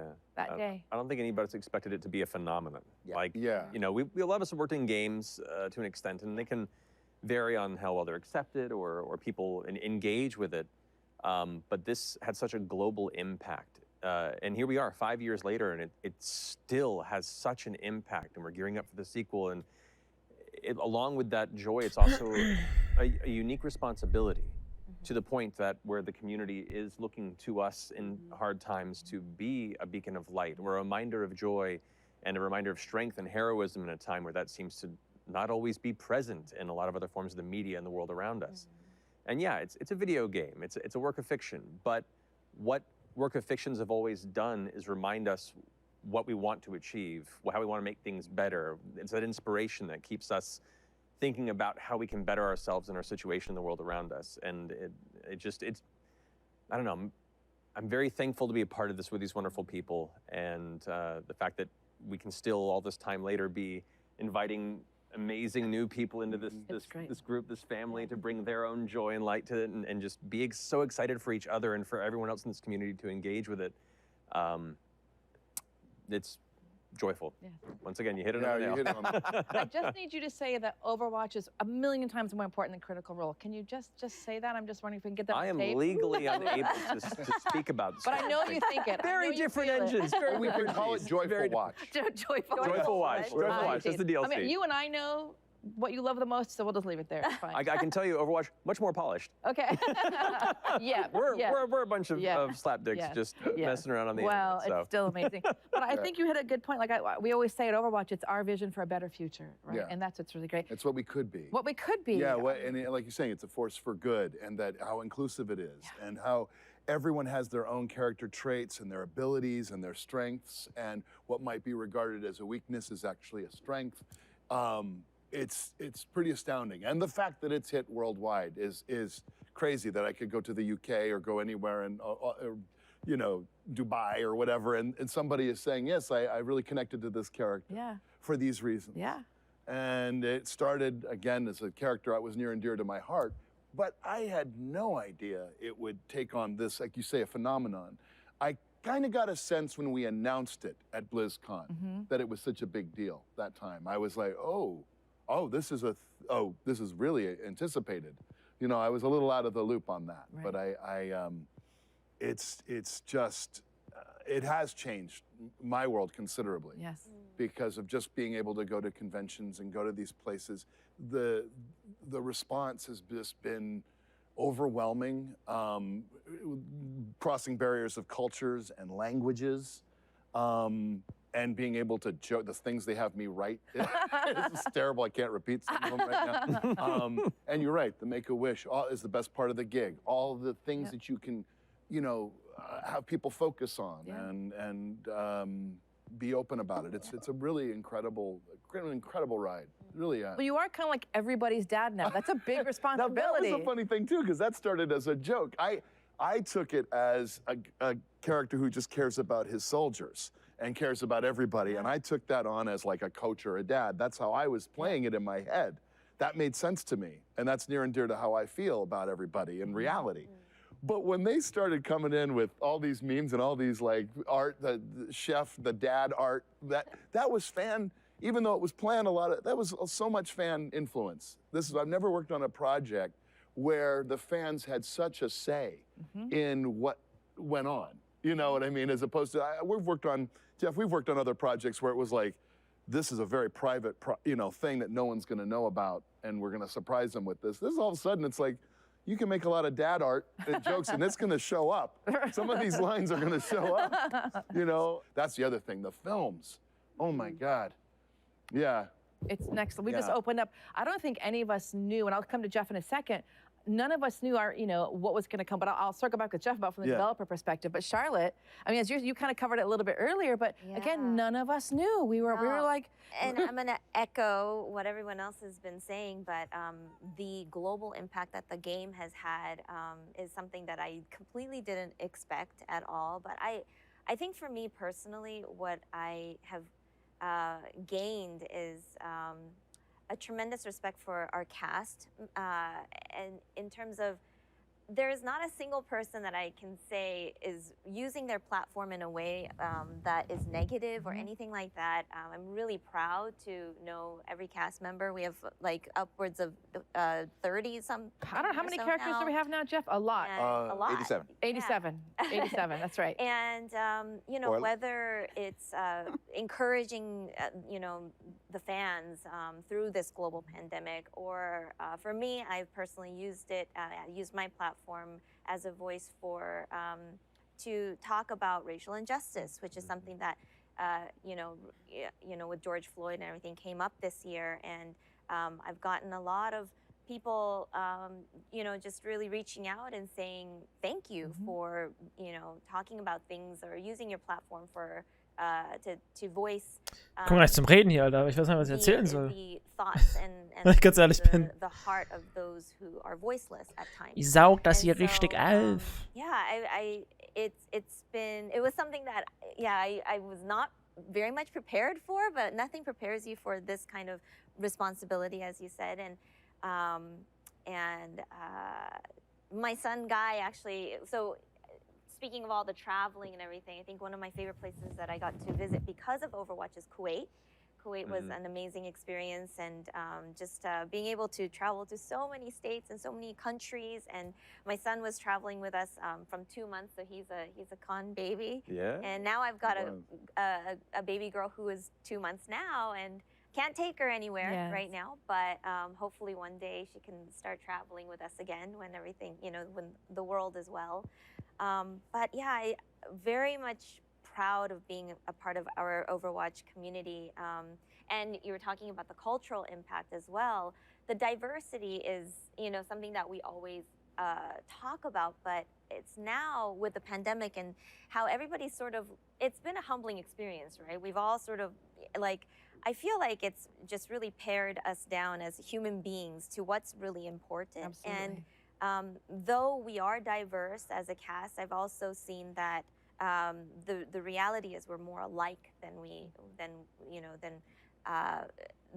just the diversity that that is obviously beautiful, but we're all human and connected. And so even just I think genre of video games, at one point it was thought to be something that was a waste of time or a little of a niche thing or something that was a problem for the young generation. But look at us now, what our game is doing. It's bringing everybody together and giving people hope in a time and a moment of connection in a time that we really need it. So I feel like it. And speaking of Twitter zerstört wieder alles, Alter. Ihr habt den neuen Skin gesehen von Widow, ne? The Beatles of Erster Kommentar. That's right. Yeah. So I got you in my sights. That's what Hallo. we're gonna have to do. If John Lennon was an Overwatch. Oh, komm, mach jetzt kein Auge, bitte. Man anymore. I love it. Da seht ihr das? The born Liverpooler. Now wait. Hiding the mummy milks, I see. I am actually from Liverpool. We have a Beatle. Liverpool. Dachte ich bei mir auch so, Alter. Die haben so halt die Oberweite geschützt.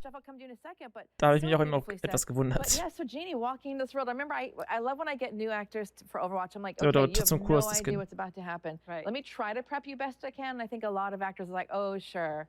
And then the tsunami hits. So walking into what we're talking about, so recently the freshest new member, what's it been like from what I warned you to now? Do you see that I was telling the truth? You were. Yes. You were absolutely sharing the truth. And the one thing that you said, which is so lovely, and it prepared me in such a warm, fuzzy kind of way, was that you said, most IPs, most games out there, they're great. Yeah, you're excited to book a job, and I'm always excited. But you were like, this game is special, and you've really hit something that it's just special. So prepare yourself. And I was like, okay. Digga, es ist alles mit Overwatch 2 hier zugeballert bei mir. So obviously, when we were recording Echo's lines. So, ich habe gerade auch nichts zu erzählen. Ich höre da gerade selber zu. That came out, everything was just like, oh God, it's pulling on my heartstrings. Oh, she's great. I can really see these things that I have in common with her, or I'd like to be more like her as well. I just got really excited and connected with the character. And then Echo dropped. And then I get this influx of followers, that you said, prepare that, clean up your Twitter, clean up your Instagram. And I was like, oh. So yeah, it was a pleasant shock, and one that I'm so grateful for. I feel like I've made so many virtual friends who check in on me daily, and these are people who play the game. They've been playing, you know, for 4 years. They probably met their partner or significant other. You know, they're sharing pictures of their kids with me. And I'm just like, wow, this is amazing. In a time when our physical connection with everybody else has been, you know, cut off. So it's been wild. It's been great. The days that I'm not particularly connecting on social media, they're just my days for everyday writing or, you know, my other creative pursuits. And then when I hop back on to Instagram's my thing, I feel sort of warm and fuzzy because I see that someone has reached out, and it's really nice for somebody to ask how you're doing, who you don't know. And that's the vibe that I get from all of the community and also all of the actors, because that's a family that I haven't met physically, and every single one has reached out, said hi, you know, sent an emoji, or we've done some panels together virtually, and man, I'm lucky. I'm so lucky. It's just, I can't tell you, probably you've all had this experience. I can't tell you how many times getting on Twitter, the love of fans has saved me. I've had really hard days or the loss of my life or something, and there's been cards that have showed up on just the right day when my heart was breaking. There's Ich bin been auch gerade many auf Twitter, miracles from lol. this beautiful family at home that we love so much. So I want to circle back to Jeff. Jeff, from the developer side, I remember in 2014 when we announced it, I was with Metzen backstage. We were like, oh God, I hope they're gonna like our new little game. Like, I don't know, is anybody gonna like it? So Jeff, from the developer side, I mean, what is a team? I mean, how does it feel to look back at where we've come, how we started, we weren't sure, and now we've got the pressure of Overwatch 2. From your perspective, your personal involvement, it's exciting, scary, wonderful in between. How do you feel about it? How's the journey been for you? Probably all of the above. So, I mean, I can remember back to pre-2014 when, you know, this is just an idea that was being pitched by Jeff Kaplan and Chris Metzen. Schon, kann ich mich noch Jeff dran Kaplan erinnern, came over to the Cinemax als die ganzen department, Tests and da hatten. pitched to us what Das ja auch noch. Overwatch would be. And, you know, all the values that were in Overwatch really resonated with me. At the time in my career, I was no longer directing. I'd moved into more of a supervisor, creative director type role in cinematics. And I remember after that pitch, I went to my boss and I said, I think I need to get back to directing because I really want to be involved with this. And so I was able to direct the announce piece. And I just remember having discussions with Jeff and Chris about, you know, how do we maintain those values and how do we make sure that they're present in the cinematic that we're making and all that stuff. And so I'm really proud about all the work that we've done. I'm excited and also anxious to see how people react to the work that we're working on currently for Overwatch 2. I think we're obviously upholding all those values because they're core to Overwatch. One interesting thing that has happened actually is, you know, if we have this bright, shiny future, but we're injecting a story mode into the game, we had to figure out what that means, because you can't have a great story. It'd be really hard to make a great story that's always bright and shiny, you know? And so we had this exercise where we had to try to figure out, like, okay, exactly how dark can we take Overwatch? You know, obviously it's not, you know, like zombie apocalypse type territory or anything like that. But, or is it? So we went through this exercise of like, okay, where do we take it, and what does dark look like in Overwatch, and you know, so we figured that out. I think we found a really nice balance, and now we're just getting it done, basically. So that's great. Jeff, I can't believe I forgot. Jeff was the cinematic director who did that opening movie with the boys at the museum, the little kids. It's been so long ago. So round of applause. And Jeff, when you were making that piece, I mean, I know that Jeff's an amazing cinematic director, but you probably didn't realize, okay, I'm doing this really cool movie. I don't know how big it's going to be. So now, I mean, that's like one of the seminal pieces for Blizzard Cinematics. At the time, I know you're doing your best work, but did you have any clue where this is going to lead? I guess yes and no. Like like I said, that presentation that Kaplan and Chris gave, it was extremely inspiring, and it felt really unique and something that was just really inviting to everyone. You know, some of the other values are diversity, as some other people have already said, and so I saw the potential there, and I really believed in what we were doing. So that's the yes part. The no part is just the volume. You know, you never know how well received it's going to be, and you always cross your fingers that it is well received.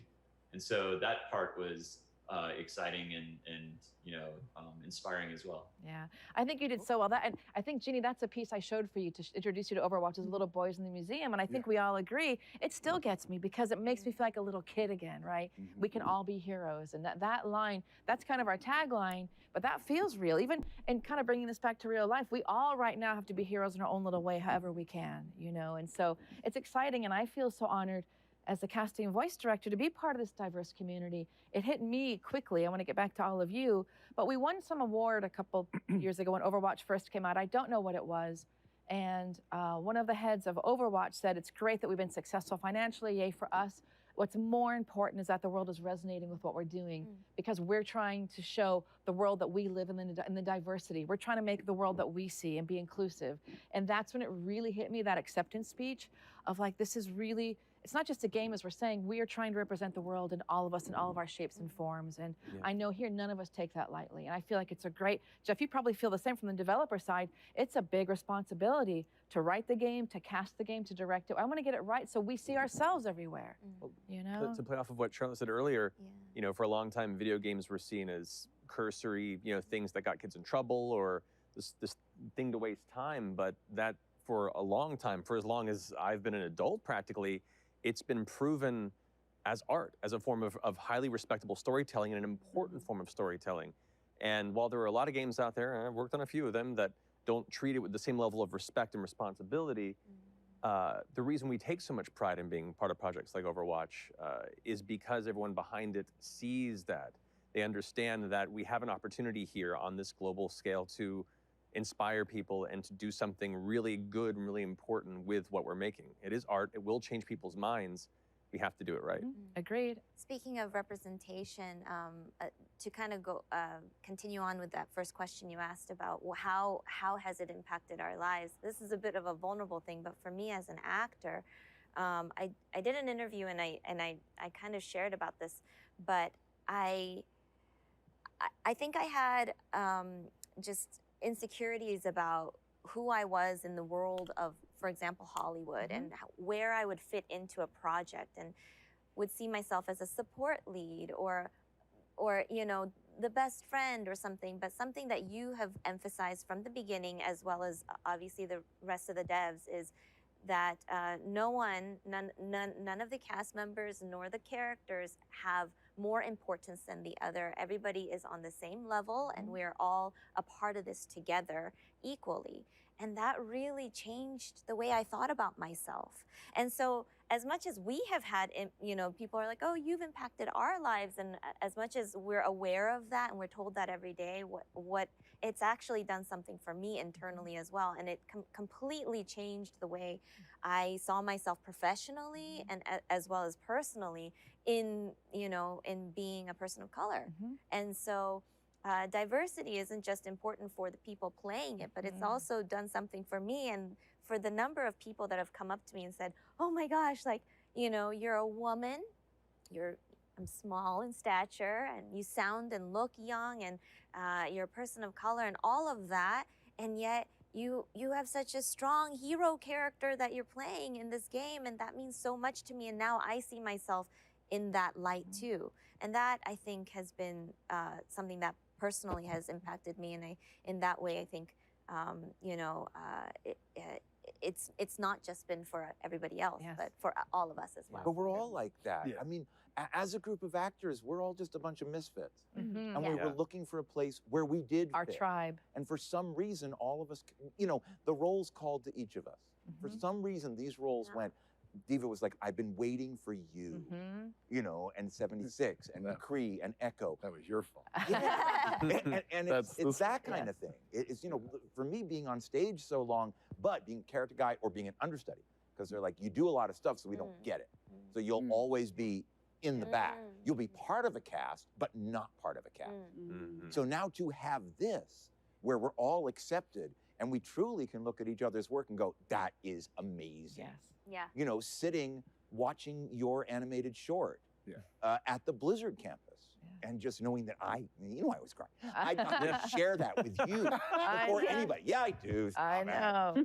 We're all these things that we have connection where all these wonderful misfits, which is Overwatch in a lot of ways, Yes. the game, it's Yes. like they came together to do good. Yeah. Yes, and each character, like you said, is a standalone thing. Each movie is its own standalone film. When I first saw the Bastion movie, I was just like, this film exists as just a film. If you didn't know anything about Overwatch or you didn't know anything, and each film kind of functions like that. And what's great about having a game is that you play your character, and then someone at a con will say, "I main you." You know, like someone that's not any like you at all. He was my thing, man. That's my stuff. You know, and it like, you know, and it'd be like, you know, I mean, really, it's astounding. And again, the platforms that you get to, for me, for Soldier, I'm humbled. You know, it was the military. So many military people would come up and connect, and I'm saying, but you're doing this for real. Yes. You're thank you. Don't thank me. This is something that now I feel like more responsible for that. And then, are you kidding? You know, now he's gay. Oh, great. But not just for shock, for real. Like for real. And I'm glad I didn't know that because what's great is we didn't play that. matter. Didn't matter. And I mean, he'll never find, you know, to find love for him is a whole other, you know, story. But it was just, so now that is something that's available and open to people. And how great I love it. that platform can be. It's great. You know, to say, look, you know. It's wonderful. I love that you said wonderful misfits. I think we should hashtag wonderful misfits. I'm thinking, you know, you guys at home know that I make t-shirts and pins for the fans. Don't make another button that I have to throw. More buttons, more buttons. Coffee mugs. Coffee mugs. Wonderful misfits. I'm going to steal that. That's who we are. 600. Yeah, we found our tribe of wonderful misfits. That's why we're here. Well, I want to get to the fun stuff, guys. So, you know, BlizzCon team, can you please give me 8 hours next year, wherever you're at? I think we need 8 hours. Can I do one quick shout out? Sorry? Can I do one quick shout out? Please. We are, you know, this is the voice actor panel. We are the voices of these characters, but we are one part of the collaboration that makes this story happen. You know, we are one of the, you know, sometimes if we're lucky enough, early stages, sometimes later stages, but behind each of us and the directors you see out here at BlizzCon, you see there are hundreds of people that are artists, animators, riggers, writers, assistants, so many people that come together to make each of these characters come to life, to make the story come to life. Shout out to them. And that's what this event is every year. Is a celebration of everybody All of brings us. this together. So thank you to all the wonderful developers who work so hard to make these games come true and give us the opportunity to be a part of it. Yeah, because it's not just one character. Right. You have a writer, an animator, a programmer, gamer, It's a designer, village. a director. It's a village. A person who picked you for the part, you know, to audition. Well, you did pay me, but I mean, we don't have to talk about that. I'm trying to send you some pins. Right, exactly. Well, cool.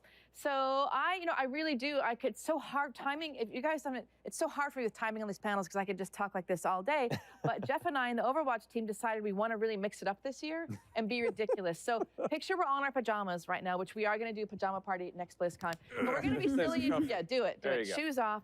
And we want to be ridiculous and have our wonderful actors reading characters. So Jeff, how are you ready? We're going to be silly together. All of us. And so everybody's got their cue cards.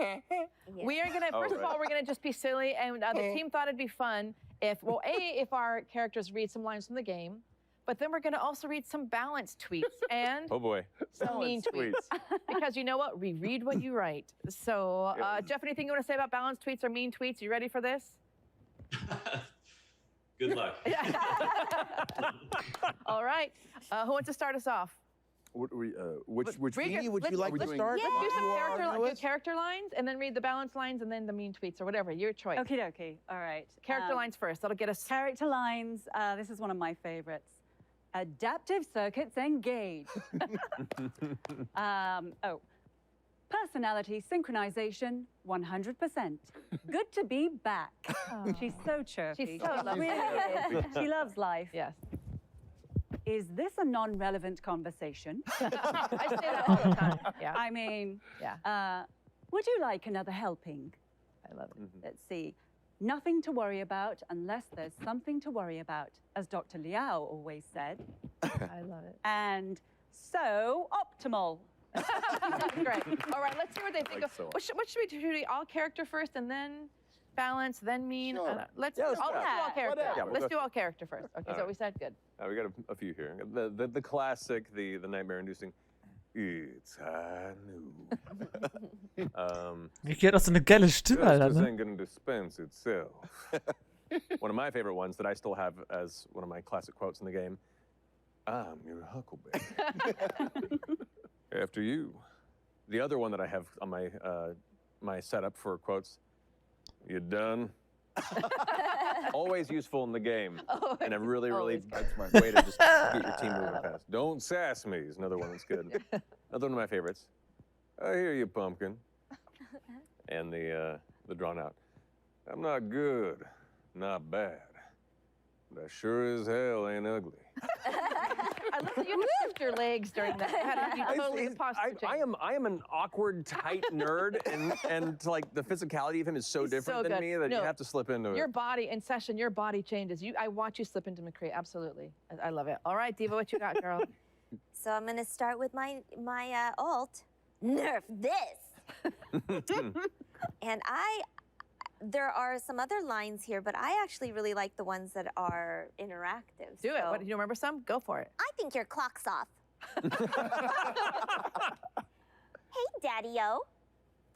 And let's see, what else do we have? Oh, I love that she also has lines in Korean. Yes. She's the Korean character. 새해 복 많이 받으세요. 안녕.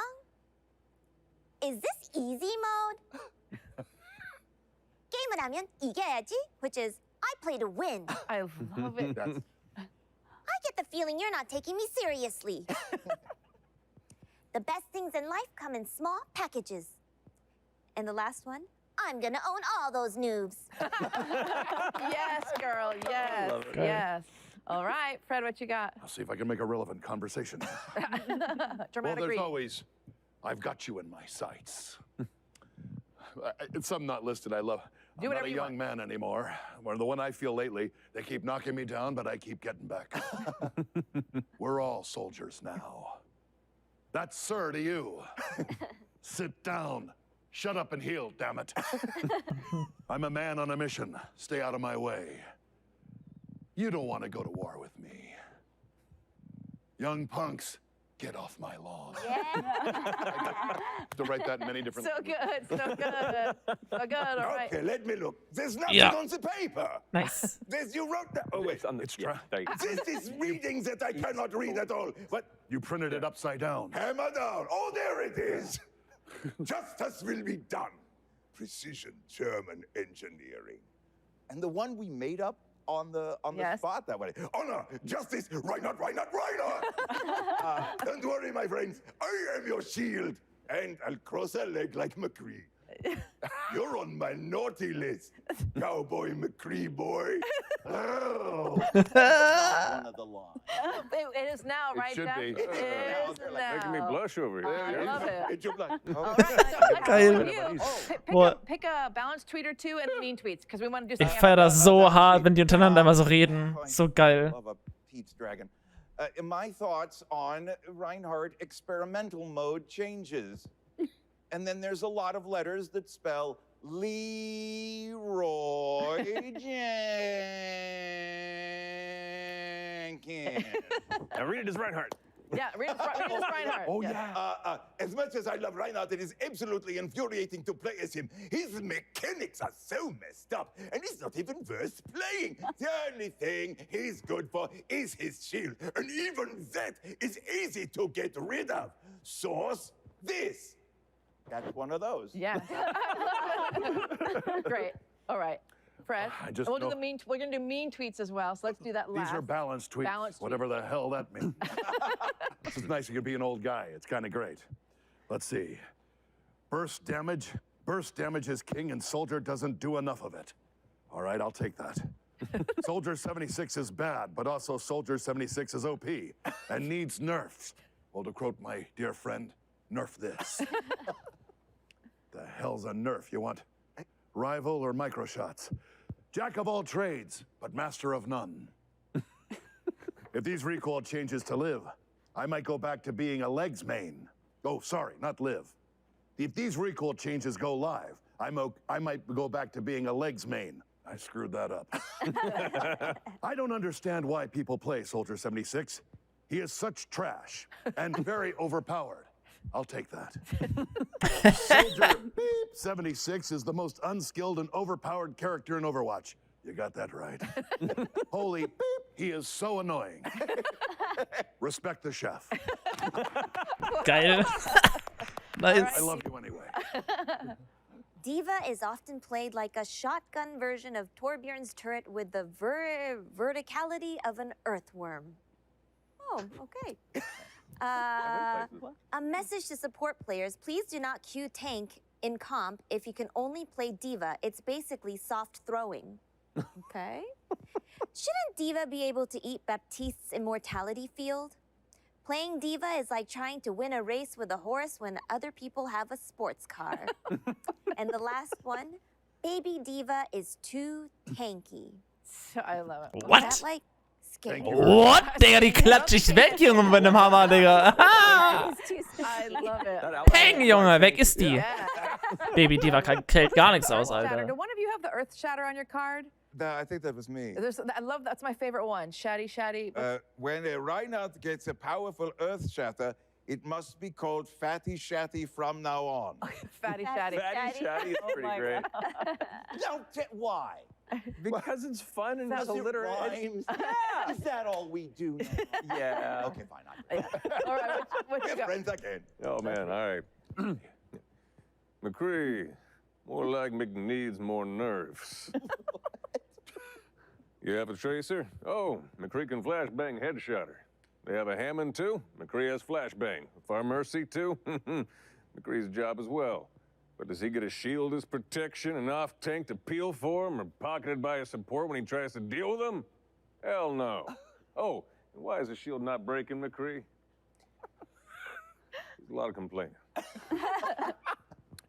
As someone who put 30 hours into McCree, I hate McCree. 250 HP thick Cree. Oh, Lord, he coming.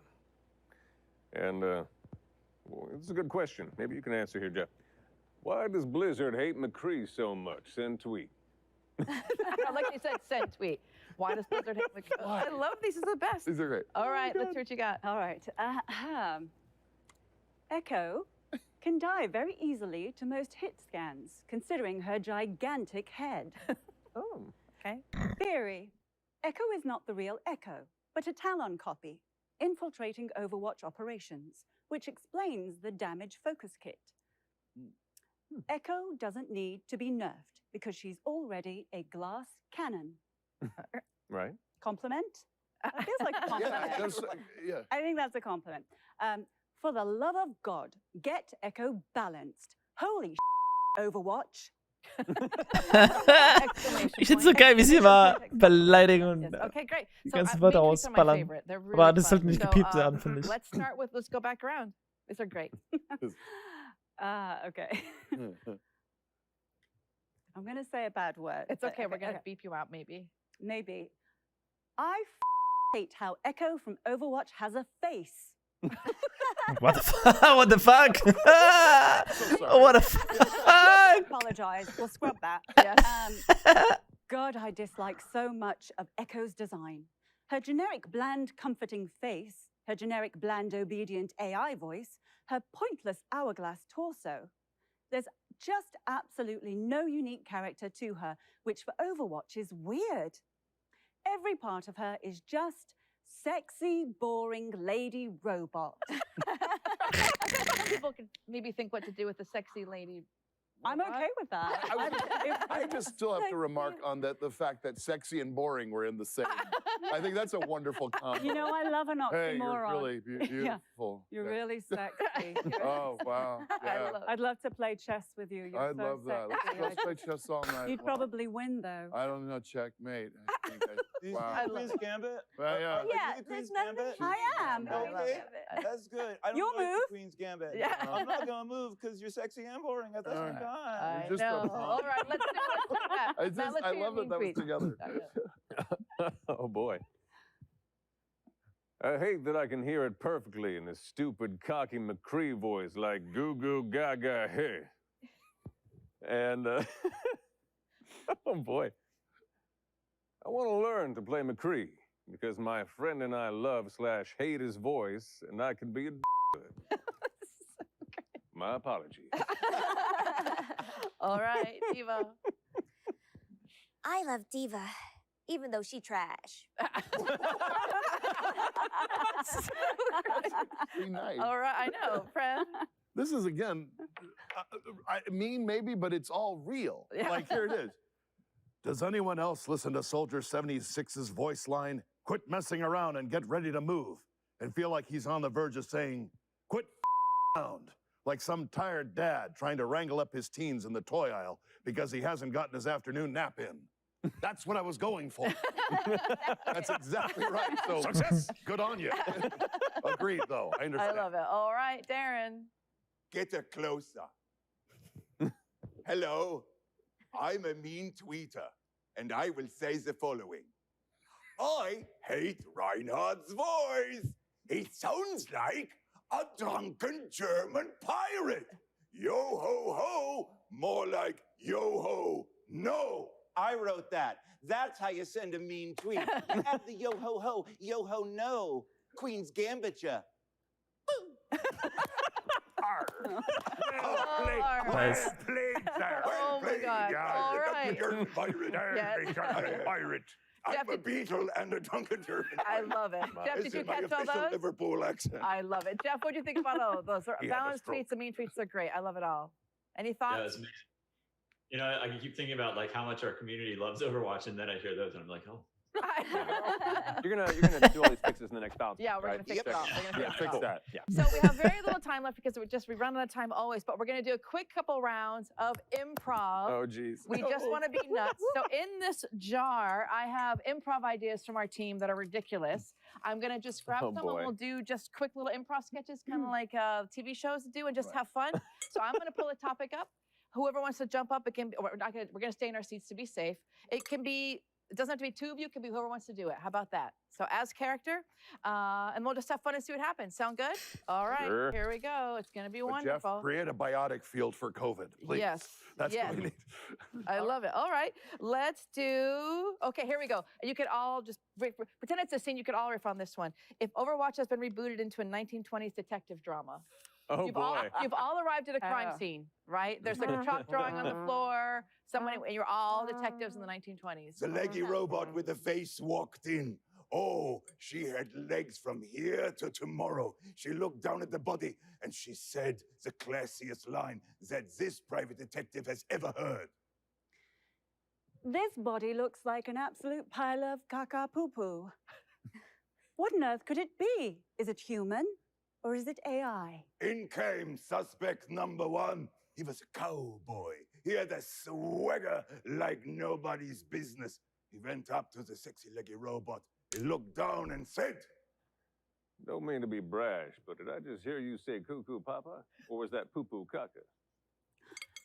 I believe it was poo poo caca, and it's French. I didn't believe her. I'd been to France once when I was 4 years old. Didn't see any poo poo caca while I was there. However, as I stared into the distance, eyes narrowed, I heard footsteps from behind. Two in steps. burst the victim's wife. She was very upset, and she had a giant mecha with her. Oh my God. Wait, why am I British all of a sudden? Whatever you want to do. It wasn't me. Because it was not her. And the greatest detective mind knows is because as I used my hammer as a cigar, I turned to the real culprit who always had the victim in his sights. It was Soldier 67, the evil soldier from an alternate dimension. That's right. I was tired of that 76 guy, so I had to kill him. I killed him dead right there. But then...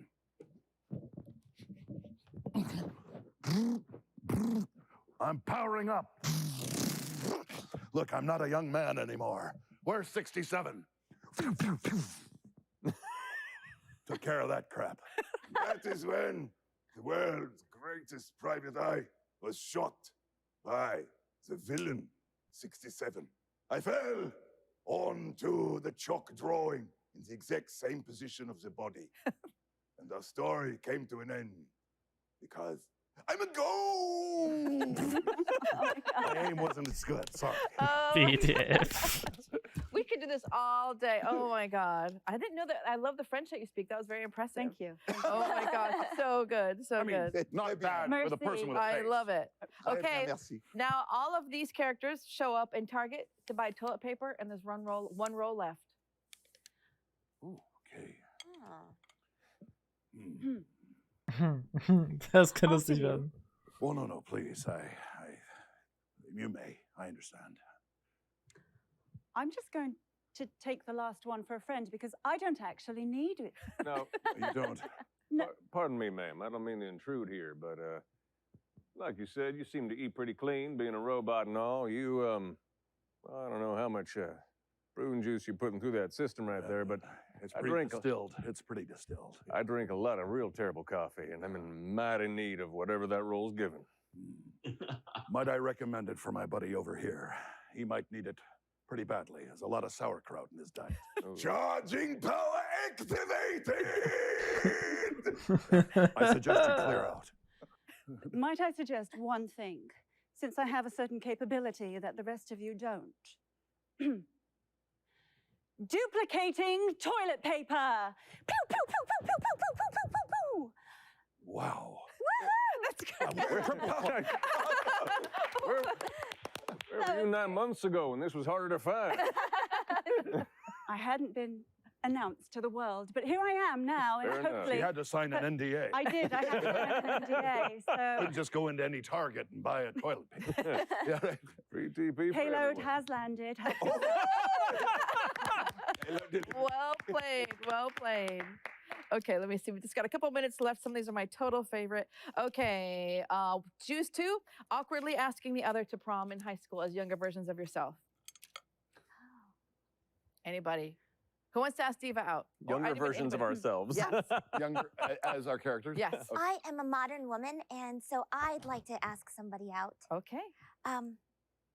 McCree, I know that I always say that your clock's off, but I think your clock is quite on.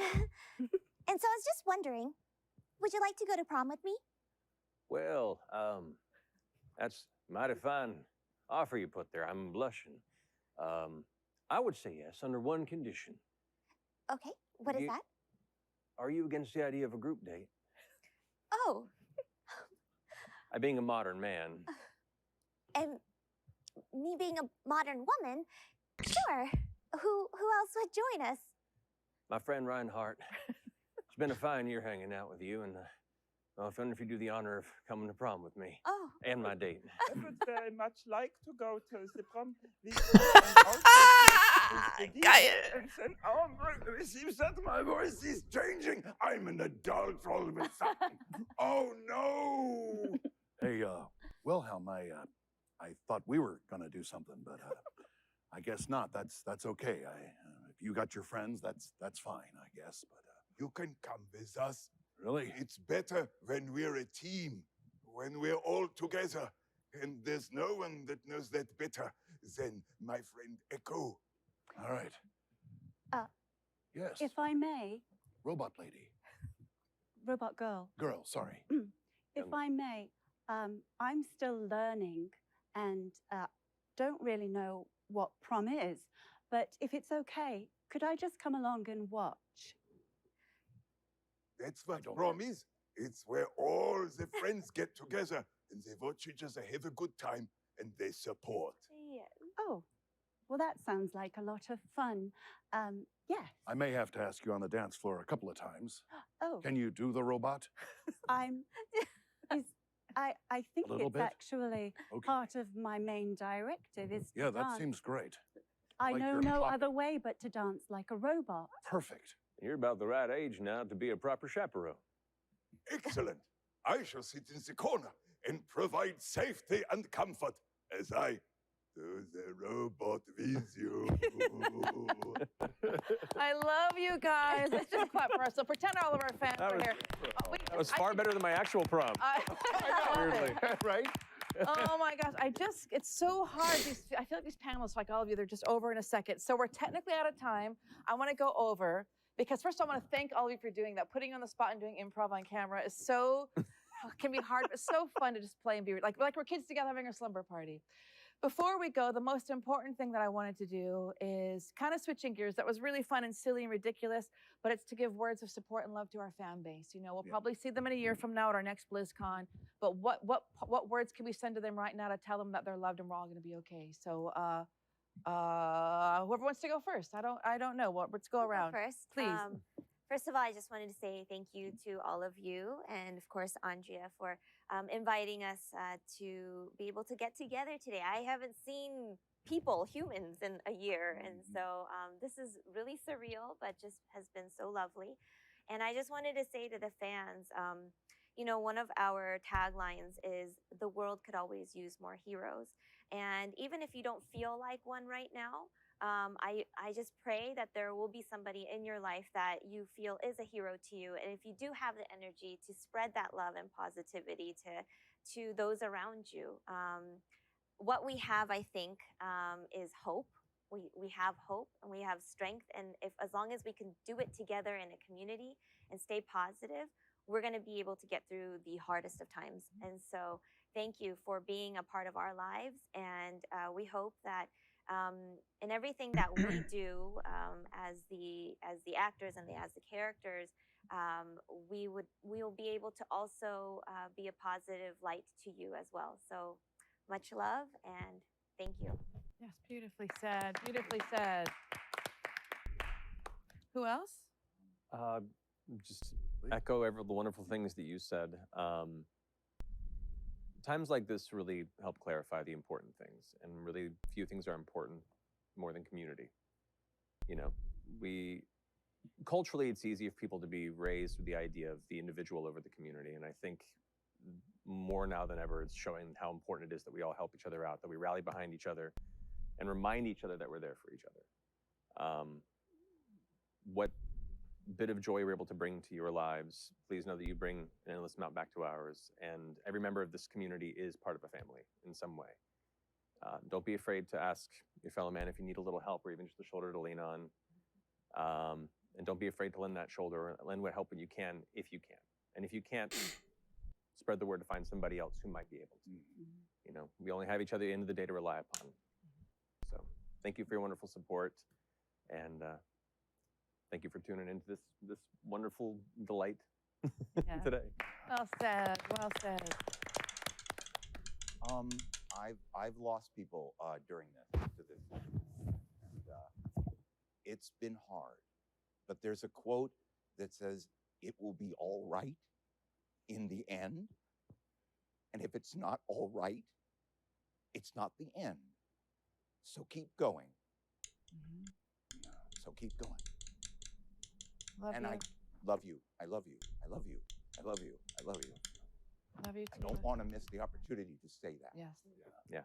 We love you, Darren. Love you, buddy. Yeah. All right. Fred, Jeannie? Continuing from that, love is everything. To quote the Beatles, love is all you need. All you need is love. And to remember that this community is built from that, you know.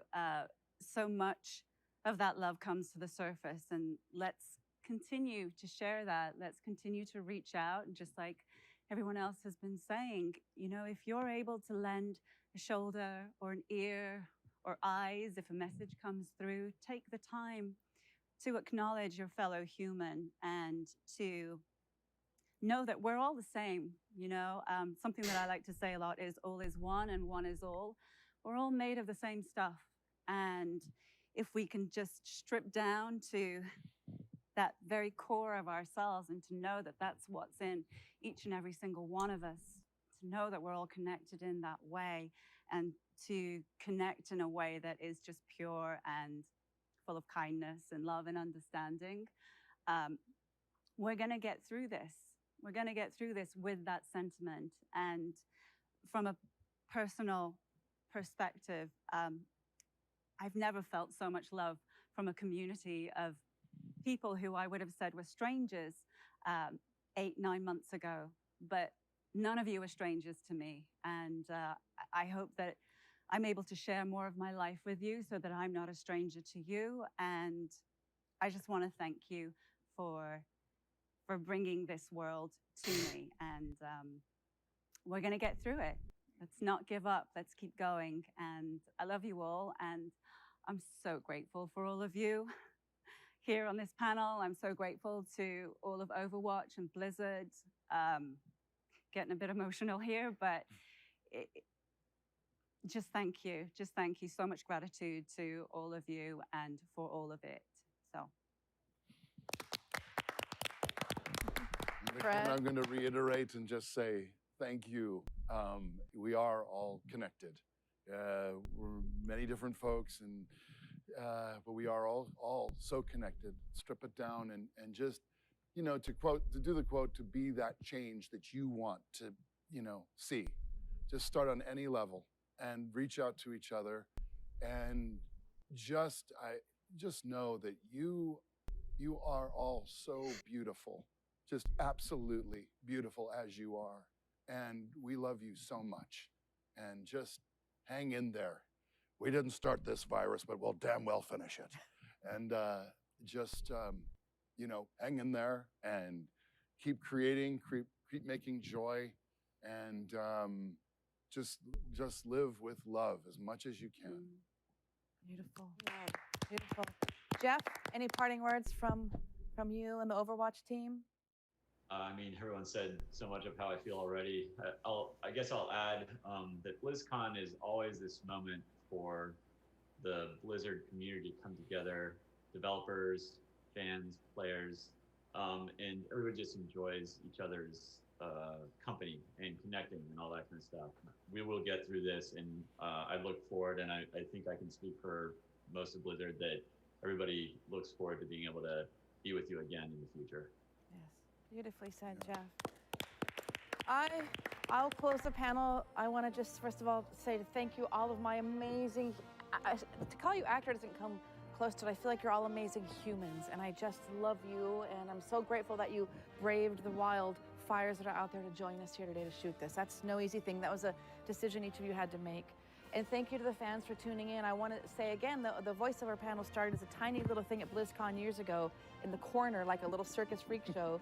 And now we're here in this set because of you, because the love you give us and how close you hold us in your heart. So without you, we wouldn't even be here. Thank you for tuning in. Find us on our social media handles. Tell us you love us. We'll tell you we love you. You're not alone. We're always just a tweet or a text or something away. Take care of yourself, guys. Be healthy, be happy. We're gonna be okay, and we're gonna make it through, I promise you. We love you. See you later. Love you. Bye. Ja, was kommt jetzt noch? Ich glaube, es kommt noch eine Sache von Overwatch, glaube ich, wenn mich nicht irre. Das wäre die letzte Sache, glaube ich. Wenn ich mich nicht irre. Meine eine Sache kommt noch. Dolby is a proud partner of BlizzCon Line. Watch Shock vs. the World in Dolby Vision and Dolby Atmos, only in the Dolby Access app. Coca-Cola, the official refreshment of BlizzCon Line.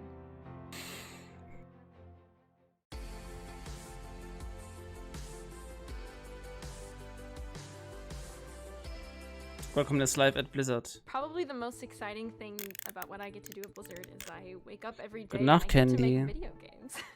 How cool is that? My name is Anna Rosenberg, and I am an associate software engineer at Blizzard. What I do is mostly behind the scenes, and what that is it's essentially making tools for other engineers to create a more streamlined and robust process for our build systems, and tools for people to essentially make the best work they can in the most efficient possible manner. I came to Blizzard Irvine initially through an internship. I've always loved video games. I knew I wanted to work in them, but I had no idea how. And I remember when I was probably 13, 14 years old, and I saw on our career site that there were internships, and I was like, wow, it'd be so cool to work there someday.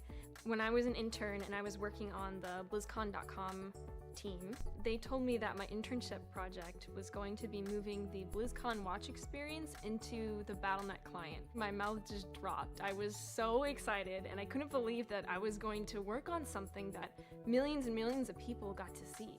Blizzard is actually very good about internal mobility opportunities. I started out doing web development full-time on our Battle.net team, and after a year or so, I was thinking to myself, like, there's so many other forms of engineering that I want to explore and look into that I don't think that I want to stay in this track for the rest of my career. So I started looking at our internal mobility program.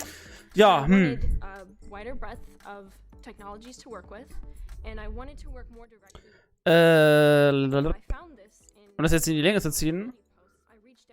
Das war die Overwatch Reaction 2021. Und ja, vielen Dank. Wir sehen uns nächstes Jahr wieder, denke ich mal. Und hau da rein. Und tschüss. So. They listen, which I think is the most important part because nobody's perfect. And I think that also plays into the core value of learn and grow. My manager checks in with me. We have one-on-ones every single week where, you know, I feel comfortable asking questions. And if I ever wanted to do something else or I had curiosity in another subject, I often will go to him with, hey, there's this cool new technology that I want to work with or something that I just haven't used before. And he's like, cool. Let's make it happen, and he puts it on the schedule and he sets me up for success. I think that Blizzard has a lot of opportunities to get involved in the community and culture and really making the games industry a better place. And not just the industry, but for our players and our communities as well. I'm a part of one of our diversity and inclusion efforts, the Differing Abilities Council, where we focus on accessibility and working with people with seen and unseen disabilities and creating a welcoming culture for people who have these disabilities. I definitely think working at Blizzard has been the right move for me.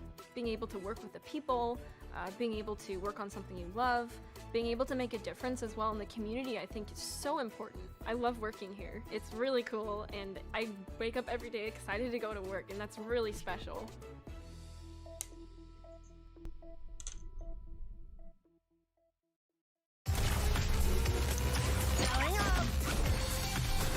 Let me tell you how it's done. You're onto something. Let's get started. No escape. Break die geile Sau. Mace to the face. Juhu, Baby, gib es mir. Bester Hero ever. Right on target.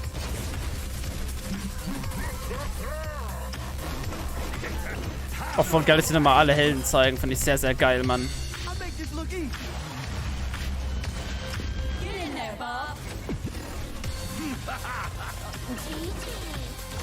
Thanks, everyone. Hello there.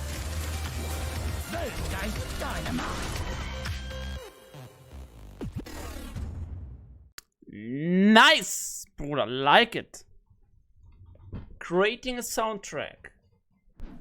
So before we get started, I just wanted to mention a few things about the franchise and its musical sound that we sort of uncovered over the process of that first year. Ja, nochmal ein Nachwort, falls man auf YouTube hochladen sollte. Hi, ich bin's wieder. Mit dem kleinen Stückchen ja. Creating a sound. Yeah, creating a sound. As well sound? I don't know. Heroism. Something in it that sort of inherently made you want to sit up taller in your seat. And those were things that, regardless of what the piece of music was for, whether in-game or a piece of cinematics or what map it was from, sort of listening at a piece of music in its essence, trying to hear if somewhere in it was a sense of hope or heroism, could help you figure out if it was right for the franchise. The challenge was, you know, there's nothing there, and you have to make something out of nothing, and it has to fit the exact parameters of, you know, the timing of the scene, and to hit at just the right moment and have just the right sound.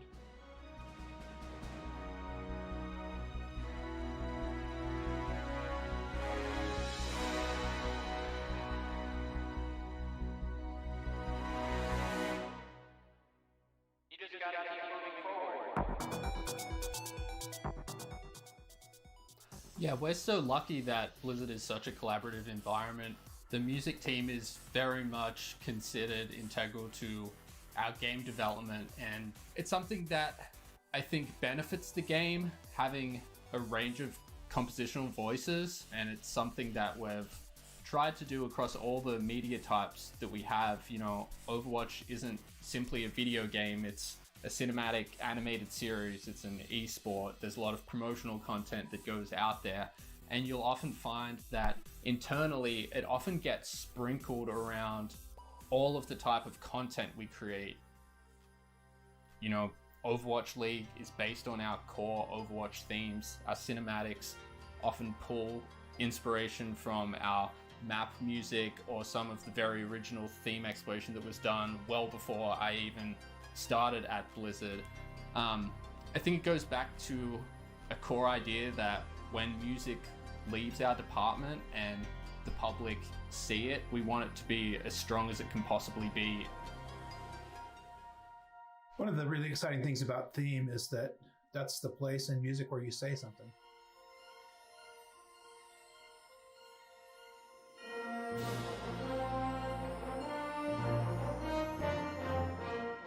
I think of theme as kind of like a thesis statement where you're trying to create the big idea, and everything is derivative of that big idea. If you get that right, then everything else writes itself.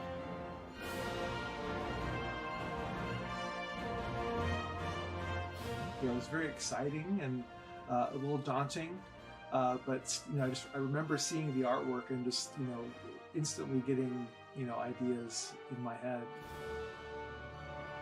But ultimately, it comes down to, you know, when you're working on a cinematic, like, you know, I had worked on the announcement trailer. Sam had written this this beautiful fanfare that Chris Velasco had arranged in you know, the intro, as well as the moment where you see the gauntlet.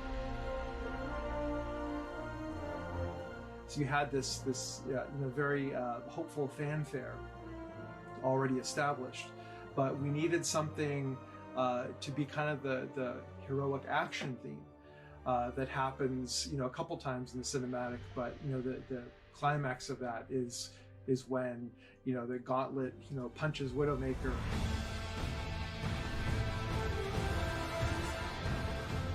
And we ended up calling that, you know, Hero B for a while, that eventually became the victory theme, the play of the game theme.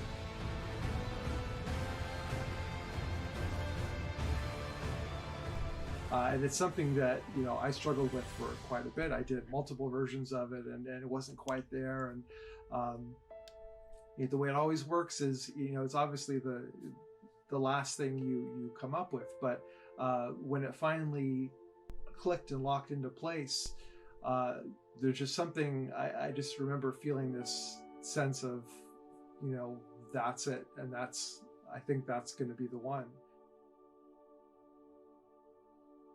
Something felt very special, felt like we were onto something.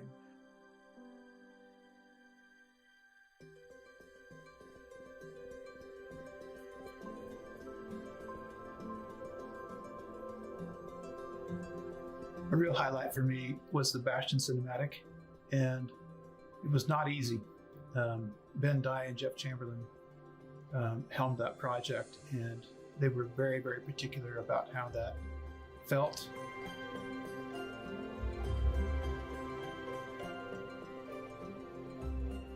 And I think that there was a very clear vision in their minds about what that should be. And it was a really interesting thing to see the backstory of a character that's a monster, and to find out that there was a level of innocence.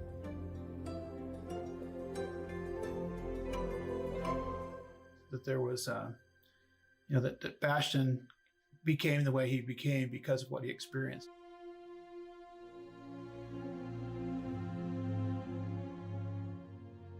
Before that, he was an innocent.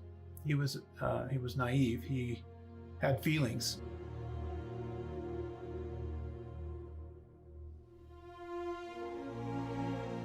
And I love how that is portrayed through that cinematic. But the process of getting to that was a grueling one, and it was the product of many iterations. And to the credit of Ben and Jeff, they just never ever gave up. They didn't give up. Those are hard asks after someone's done something a number of times. You realize what you're asking people, and they didn't flinch at all. And nor did they give up on me, which is a really key issue. That's something that is unique to Blizzard.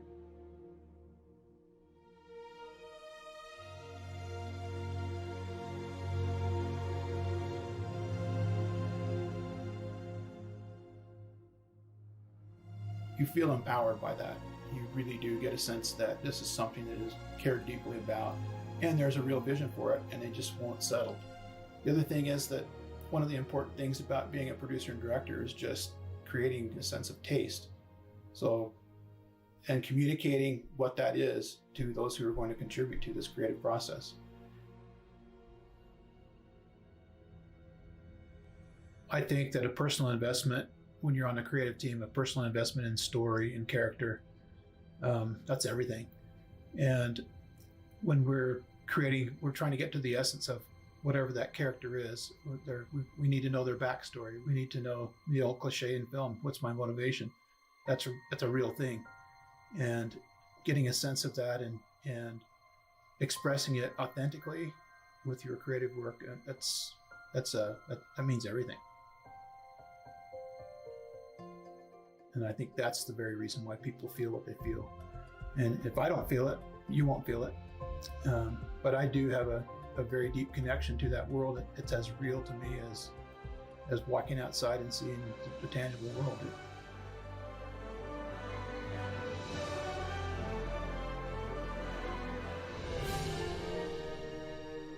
There's not anything to me that's any less real or tangible about the Overwatch world than when I go out and experience life.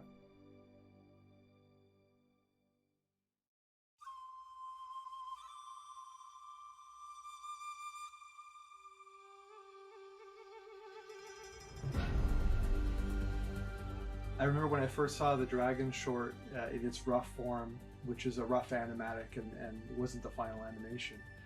There was temp music and temp dialogue and everything.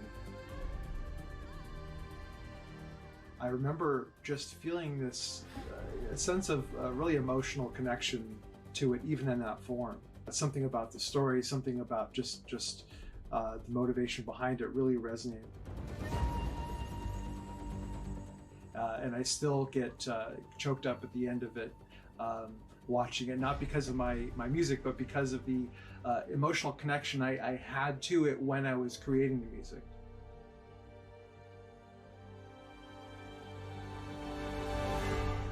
And I think that's a testament to the writers and to the game developers and everyone that brought that the cinematic to life.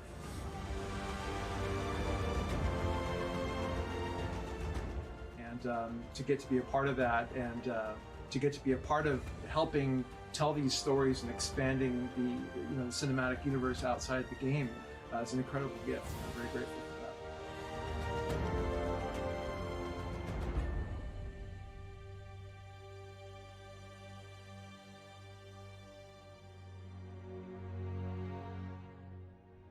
Boah, das war so ein fucking heftiger Trailer, Digga. Auch die Musik war krank. Das war so traurig, Alter. Also, when it came to announcing Overwatch 2, eins der besten Trailer, die ich jemals gesehen habe. Ja, einer der besten Trailer. And Ist einfach so. composers had contributed so much to finding the right sound for both Zero Hour and the gameplay trailer. And to sit in that room, to have that opportunity to do that, it was amazing. And to feel the energy in the room as, we witnessed Overwatch probably at what we've seen the lowest of lows.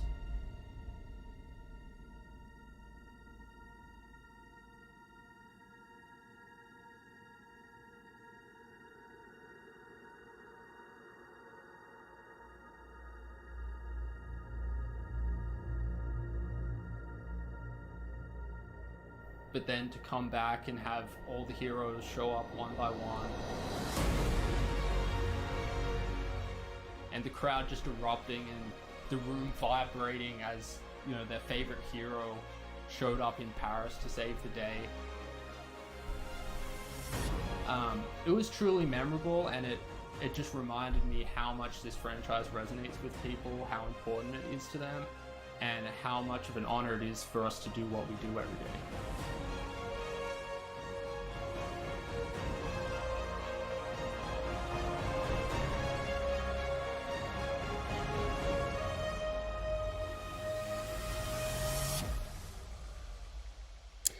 Dieser Trailer ist so heftig, Alter, ne? Ohne Scheiß. Our location music is so interesting and such a unique challenge for Overwatch. As the universe has grown over the years, we've seen so many locations being added to the game. For example, Busan, we will source Korean percussion and Korean woodwinds and use those. And each one presents a new unique challenge. We have a core set of values when it comes to creating this location music.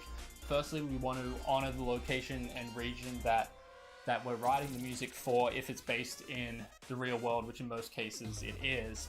But we also want to put it through the lens of what would this sound like in Overwatch. This is a futuristic depiction of Earth that we are yet to experience. We haven't familiarized ourselves with it. We don't live there. So how do we blend the two? And that fusion is always super interesting to experiment with. We will not cut corners at all, to the extent that in many cases we've actually worked with our regional teams. In the same way that our sound designers go and hire teams who will record Foley sounds, we will do the same for music.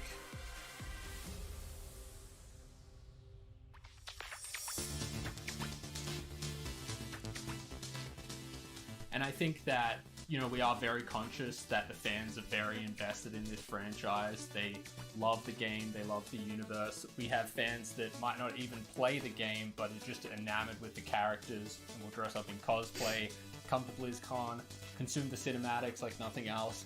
And, you know, it's a testament to how much Overwatch has just touched people and how people have resonated with it so deeply over the years. That said, when we are creating the music, or me personally, it's all about the content we're making. We're trying to elevate what's already there. We're trying to build upon the foundations of what other departments may have done with a cinematic or a level in the game or a new character. And so long as we serve that purpose, we think that people will resonate with it how we resonate with it internally at Blizzard. You have to have an emotional connection to the work to be able to convey a true emotional connection, you know, to the viewer.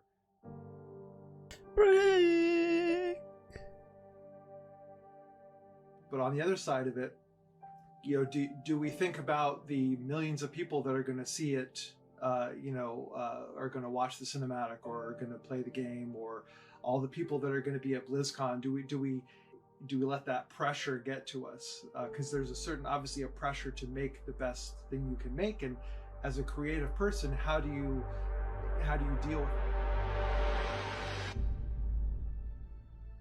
How do you sit down and create something knowing how much, how many people will see it, how much scrutiny there will be over it, how much, you want it to be the best it can be, but ultimately you have to tune that out and just focus on what's right in front of you, and focus on the characters and focus on making the best thing you can be. And whether or not it's a hit, or whether or not, people love it or don't love it, you did your best, you gave it your all, and that's all you can really focus on.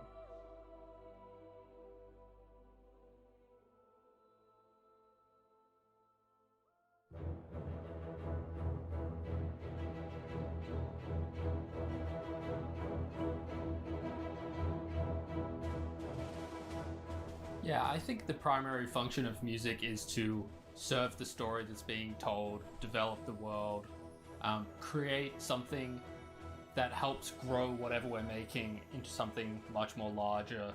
It can be extremely difficult to really pour your heart and soul into something and come up with an idea that you work so hard at, and to present it to somebody else, to be judged and to be ultimately have them decide whether or not it works in the project. But one of the best things about Blizzard is that no matter how many times we have to, start from scratch or keep trying, ultimately they're after the best possible vision of the product.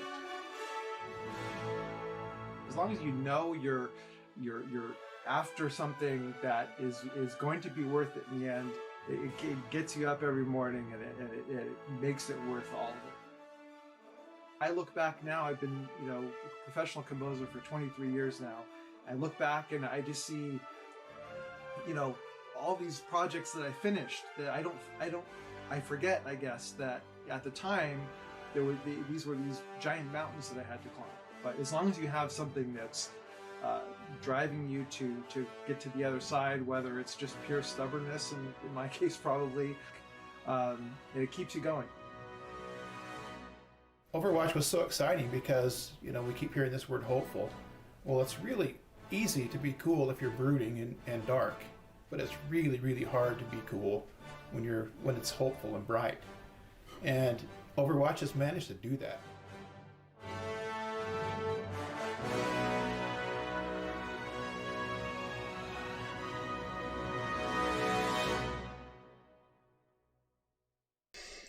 Ja, war geil. Ging es dann nur um Musik, aber auch die ist im Videospiel ziemlich wichtig, finde ich.